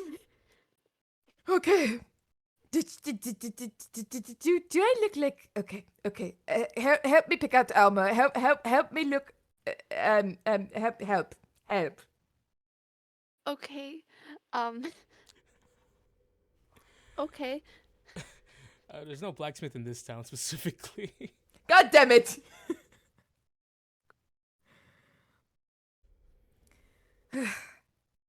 Okay. Well, there you have it. We are in this together. Whether we like it or not. I assume we will be getting to know each other. I assume so.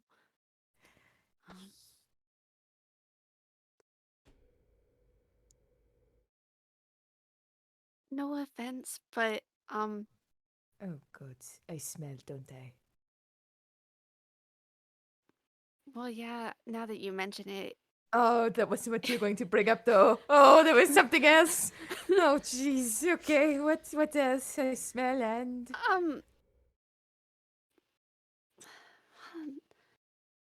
well, I just mean no offense to you, it's just like I just started thinking all of a sudden about just how crazy it would sound that I'm suddenly just going to go with you, who I just met, across the continent? You are my brother-in-law's niece. That one is thinking about it in her head. And That makes more sense than what your friend said. yeah, you're my brother-in-law's niece. I am unattached. I have no family of my own. I have no partner. I am a single Fellbug man. So I would be available to escort my younger brother-in-law's niece across the continent to make sure she gets to her destination safely. Okay.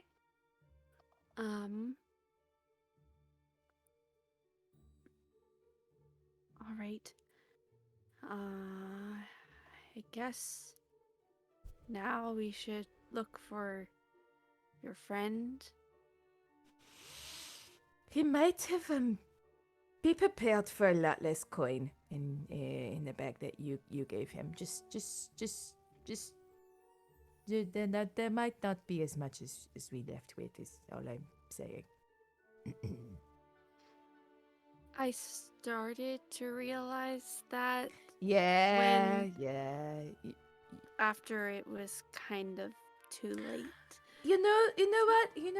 Nobody's perfect, right? Like magic, you can do good and bad. That is what people are, and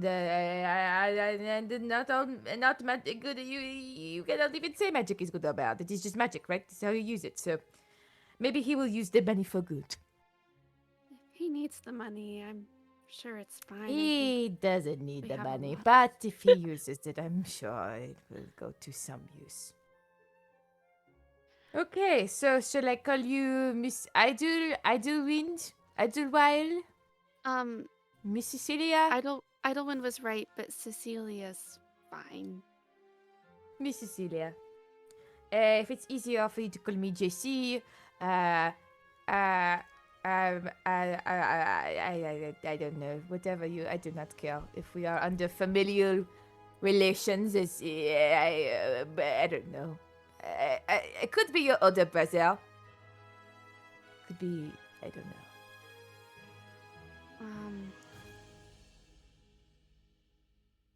I think that one might be. It's not impossible. A by stretch, a little bit. stretch. We'll stick. We'll Yeah. just. We are two members of a family traveling. I am escorting my younger familiar relation across the Okay. continent with scarecrows that drown people and little girls made of light and boxes where voices speak to you with people you know. This will be fine. I guess I Azim. didn't know mine. The voice. Unless I did, but didn't realize it. At first I thought it was my mom, but it really could have been anything. I don't remember what my mom's voice sounds like exactly. It's been a long time, so. But that was just my first assumption that apparently it's your niece. Hold on. There is magic beyond our means, and something that we will figure out together.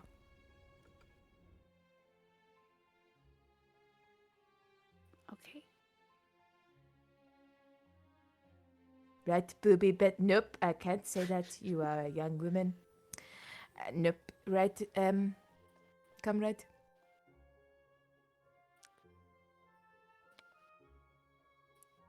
All right. You ready? I think so. And he extends his hand. She takes it. Then here we go. And they'll shake. As the two of you shake,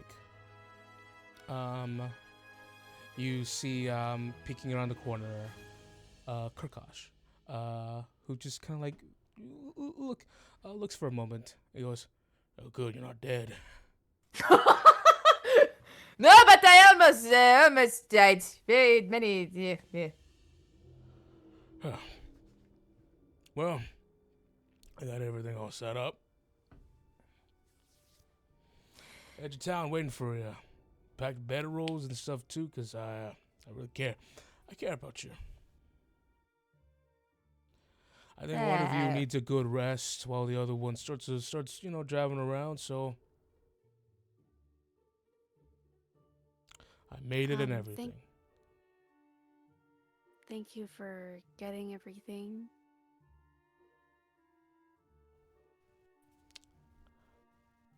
I have a confession to you.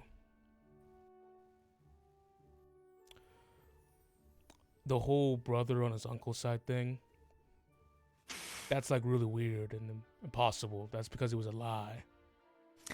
Oh, you are admitting your. Okay, good. Why? It was a stepbrother No. on his father's side. No. That's a better lie because that works. Okay, all right. Come here, buddy. Bring it in. Still is confusing. Do you have the rest of the money? Oh yeah, of course. Give it back. Yeah, of course. Cook. He gives you back your bag of money. Points to his chest, his shirt. Coke. What? Coke. Yeah? I know you've taken a bunch, but you can have a little, but you can't have all it. Come on. We're going across an entire continent. Oh, this is my money. He pulls out some gold. Oh, isn't that convenient? Yeah. Yeah. I'm gonna protect myself. Yeah, with gold coins. Yeah, gold coins. You're going to melt it into armor, I'm sure. You know what? I'll give it as a generous donation. Oh, thank you for your donation to the cause. As you know, I am actually her brother-in-law's uncle. So, and That doesn't after a make any tragedy... No, well, okay. No, wait, I thought I was your brother-in-law's niece. Oh, shit. Yeah, No, yeah, is that what you said? What? I'm still confused by all of the talking family stuff. You're her little sister. You're his little sister's little kind of Best friend. No, twice it needs to be removed. this... But it needs to stay in the a family. little sister that's also a best friend. Yes. Tight. Best friends. Maybe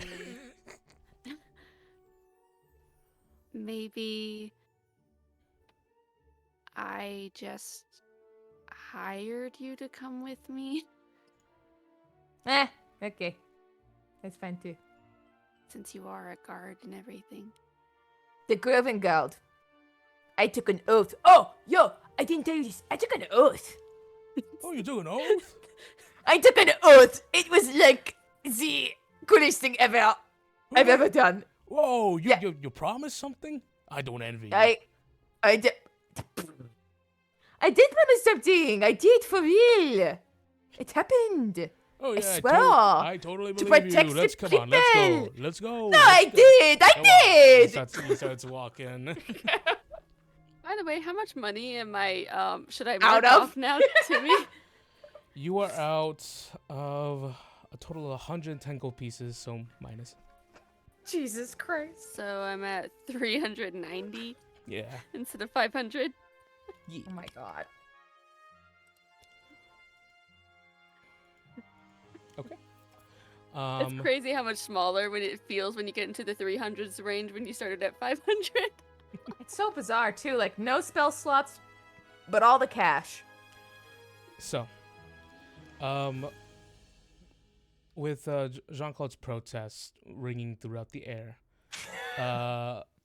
Kirkosh leads you towards the edge of town, where you see Reginald attached to a wagon alongside another horse. It is a horse with a sort of red coat. It sports a red coat and sort of like jet black hair that kind of runs down its side, and its tail its tail is nice and braided. He goes, "That's Marquis. Treat him nice." Marquis? Marquis. Marquis. I guess I'm in the habit of spilling names, so I'm gonna go ahead and do that. Like a citer Marquis? Or like Mark with a E? Marquis. Marquis. Marquis. Oh, that is like a stage. I get it. Marquis. Is he a show horse? Oh no, I just bought him. Okay. I said that Good. one. It gave it to me. And attached to the bag is this large hooded wooden wagon. It's not like the wagon you have at Gartalia. This one is much more traditional. A wagon of wooden make with four large wooden wheels, and a coach in the front to pilot the vehicle. The hooded part of the wagon is made out of this particularly like dual layered cloth, so it should protect you from rain and like cold wind.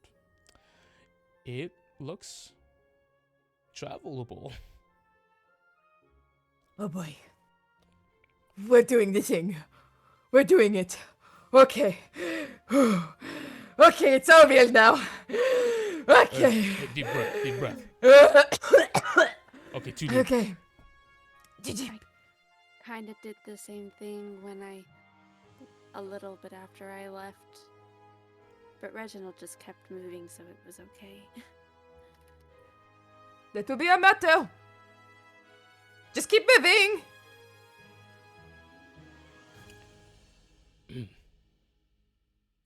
Hey, Jean-Claude. Yes, friend? You're gonna come back, right? Of course, I have to bring back news of your son, as well as this guy who I'm going to kick in the balls for you. Of course I'm coming back. Please. I'll keep your shack all nice and warm for you in the meantime. Yeah, please do. It took me forever to get it to look that nice. Like, I put a lot of effort into it. Oh. Oh. I ain't gonna. You should go ahead. Okay, come here. I hug. Come. Oh, okay. Big bear hug. Yeah, okay. And he just, the big back slams. The both of you compete. The both of you like squeeze hard. Their back begins to pop a little bit. Just about the strength v strength. Let's do it. Let's do it. Athletics? Yeah.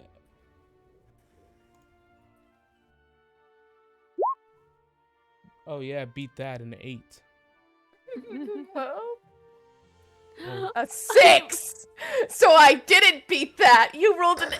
I rolled a 6. Oh my bitch. Cautious was a nat 3 and yours was a nat 2. It's called skill. It's called Booby Besties. The Bosom Buccaneers. The Bosom Buckaroos. Booby Besties. I will see you soon. Okay. Titty patties. I will see you soon, okay? Yeah, of course. I'll be here. You better. I have all these stories to tell you. I'm Just going to be go, an adventurer. Out of here, you dumb animal. Go, get out, go. Animal, how dare you? Go, get out of here. Yeah, get out. I will sack a bunch of goats for you. We need goats. That's right. Get the goats when I come back. Also, I'm just saying, if Captain Valistani decides to like hook up with anyone, like I don't care. I'm just saying. That's something very specific and came out of nowhere. I think you do care. No, I do not. Okay. Well, come on, Miss Cecilia. We go. I will escort you to the ends of the world. We're adventurers now. You don't have to say the miss part, by the way. It was nice meeting you, she says to Kirkosh. Hey. Take it sleazy. Are you sure he's not a rogue?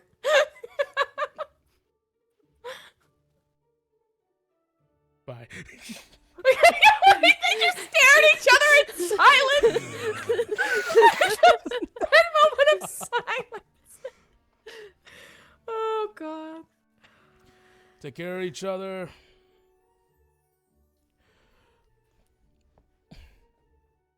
You take care of yourself. Yeah, I'm gonna. You better. You, Jean-Claude, I assume you're the one taking the reins? Mm-hmm. Cecilia, you're in the pilot seat, in the passenger seat, or in the back? Probably the back for now, because she's still just a little awkward about everything. Understandably, but it's been a crazy day. As the My wagon, God, yes. As the wagon rocks, passing the Learmere forest, you begin to make tracks with proper accommodations now onto the Lanya road to start what's going to be an eventful journey. Oh no. And that is where we're going to end this session. Yay! Great job, Tim. What's my oath? There is something else.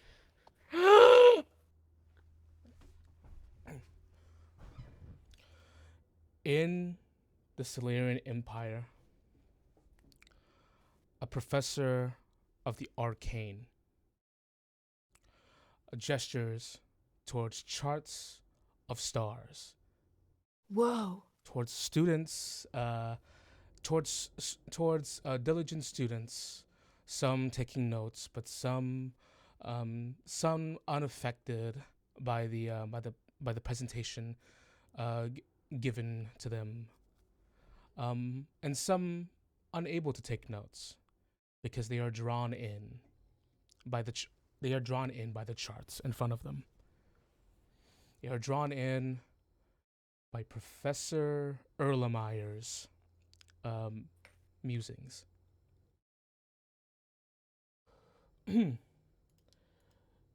Professor Erlemeyer, who has been teaching all day, continues to teach, continues to tell, and render onto his students his knowledge and everything he knows. He goes, "It is the ability of an educated mind to entertain a thought without accepting it. Says, some of us here, we draw our power from the celestial bodies above. The moon, says the moon, Rana, the sun, says the stars that speckle the skies above, just millions and millions of miles away. It's the only distance that our minds can comprehend. We do not know the specifics of how we get our powers, of how exactly we draw our powers from the celestial bodies above.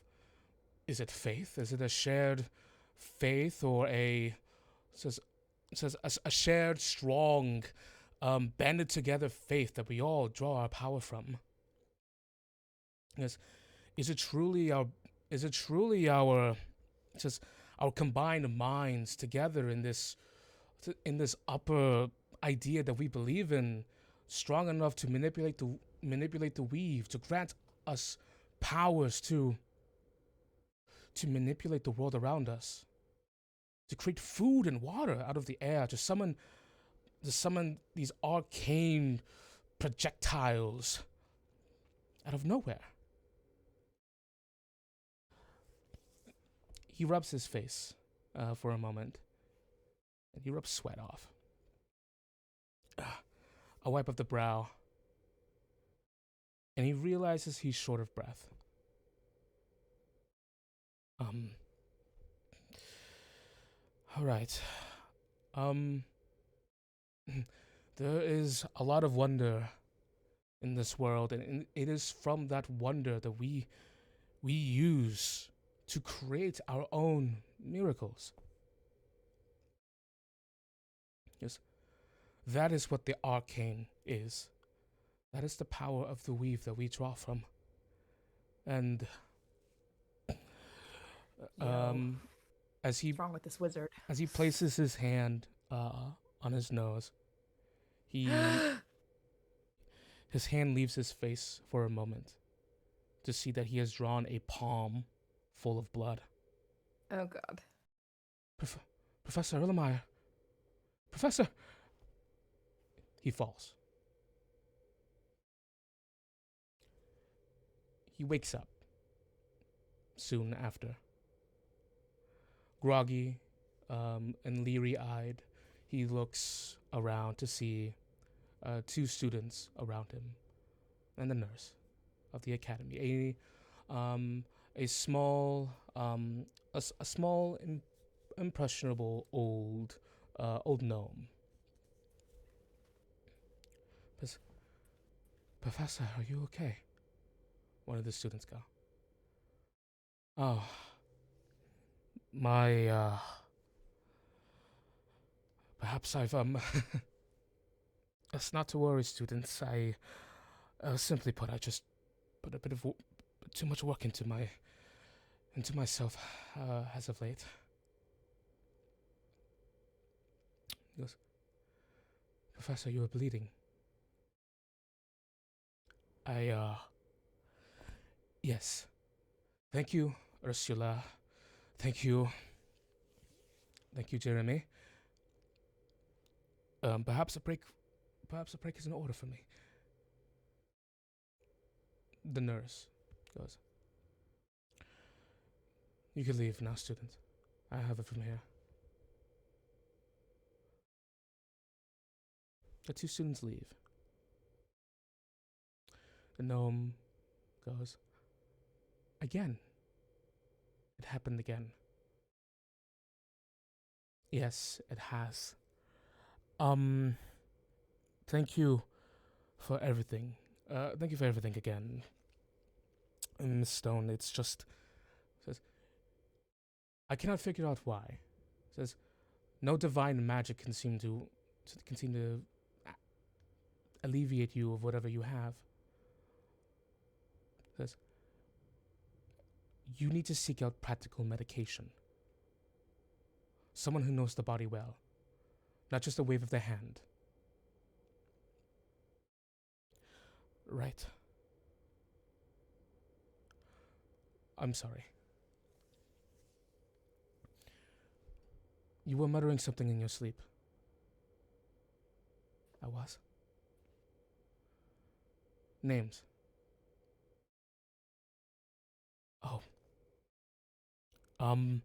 What names were they? Serenity. Serenity. That's the name of Lord Moonglave's daughter. He's going to arrive here soon. That's perhaps why I have her on the mind. And Cecilia. Who is this person? Cecilia. I'm afraid I don't. Perhaps I was muttering something gibberish in my sleep. To call it sleep would be generous. You need to get real sleep. Rest. Yes. Someone in the faculty will fill in for you, but for now, you need to figure out what is wrong with you. Of course. Of course. Thank you again, Miss Stone. I'll seek a better treatment for myself right away.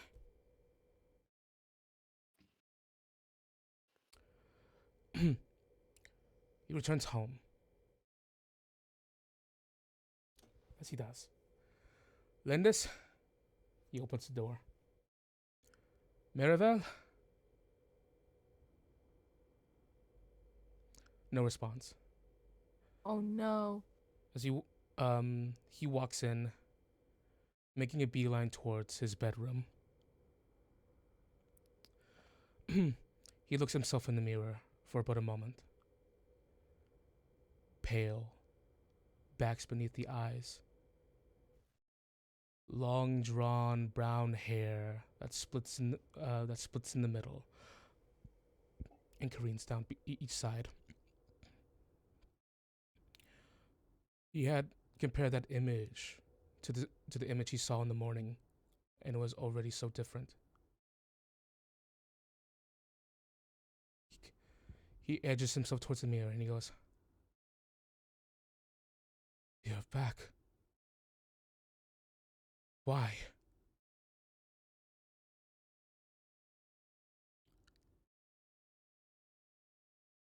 And he responds to himself. Some Jekyll and Hyde shit. The closet. It's time.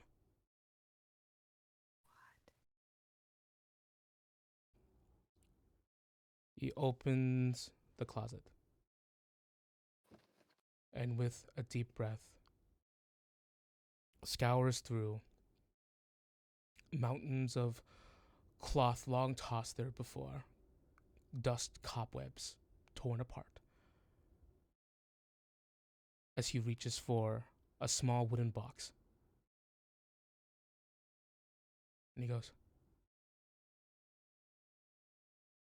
"And this will be it." No response. He opens the box to find a horned mask carved from stone. Oh my god. And that is the end of that. Oh my god. Oh my god. Oh my god.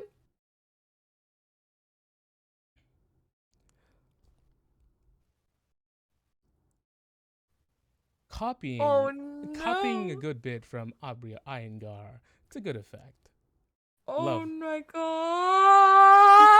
god. So, thank you all so much for watching, folks. Thank you so much for chatting and everything. Terrifying. Terrifying. I was Terrifying. gonna pipe in with a friendly note that like we're about just Twitch business things, but then like Timmy was like, "Oh, psych! It's not the end of the game. Here's a bunch of name drops of things." Was it Ursula from the test game? Or where's Ursula from? The test game? I don't know. I remembered Ursula too for some reason. I'm like, how do I know that name? I think it's from the test game with Vivian and Dennis. Oh, is it really her? I think it was. But they're completely different continents. Yo. But the guy this- has portals to all the universities. Oh, shut up. Shut up. Oh, is it Tim? And he said some weird shit to them, remember? Dennis and Vivian? Like he knew stuff he wasn't supposed to? Oh my god.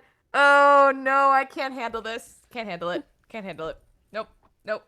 I'm playing a dumb character for a reason. Can't handle it. Emma's shutting down. All done. All done now. But the Twitch business is that, hey guys, we, actually, I mean, you might be able to assume we are hitting some milestones for affiliate. The main one we're short of is the followers.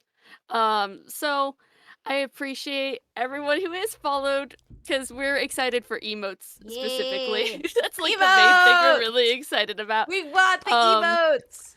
And so yeah, if appreciate everyone who is followed, and if you're not followed and you feel like doing it, thank you for following Warped Films. Warped Films, my favorite. Yay, friends! We're getting there. Thanks, friends. We're getting there. And thank you for coming, everybody, because this has been crazy for a second session. You know, like Oh my things are God. already kind of crazy It'll in slow some down. ways. It'll slow down now. I mean, I don't know. I was like, okay, this is great until that last little clip. Oh my God. Now that we're a fifth of the way through the prologue. Oh my I'm God. kidding. We'll do the Prologue's prologue. over. We start the journey. Begin chapter 1, please. Chapter 1. Get us to chapter 1. It is chapter 1. Yay. And quickly, if someone tells me I'm the best person ever in the chat, I will let them You're level the up. best person ever. Okay, level up. Level up. Now can you tell me my oath? I mean, we could be over to the ancients, but also I can make something up. But for now, I- why do we do something really cool in front of everyone? Let's roll our hit die. Okay. I have thought it was Oath of Ancients. I have a rule. If you roll below the average of your hit die, you just take the average, and the Constitution mod. Crunchy Octopus is looking out for us. Average plus 1, like like the starting rules. So I roll. You roll your D8. I roll my D10 plus. I 1. rolled my max. I rolled an 8. I'll let you I roll. rolled I'll let a you roll. 1. I'll let you roll again. Emma. I'll let you roll again. My second nat 1 of the night. Oh gosh. It's you. I'll let you roll. Okay. I'll let you roll again. Dice gods do have favorites. Okay, if this is another 1, I think this is my fate. Okay. There you go. Okay, we both got Nine. 8. Boy, 9. perfect. Oh my God. That's okay. Maybe all my nat 1s come in the end, you know? Oy. Yay, Faye. I am up to 27 hit points. Feeling good. As far as I'm every gonna level, update. as far as every other level up, every other part of the level up, we get that figured out between sessions. Yeah. But for now, you can catch us next Sunday, 8 p.m. at the official start of our journey, as these two, no longer dormant, says, but now spurred forward adventurous souls,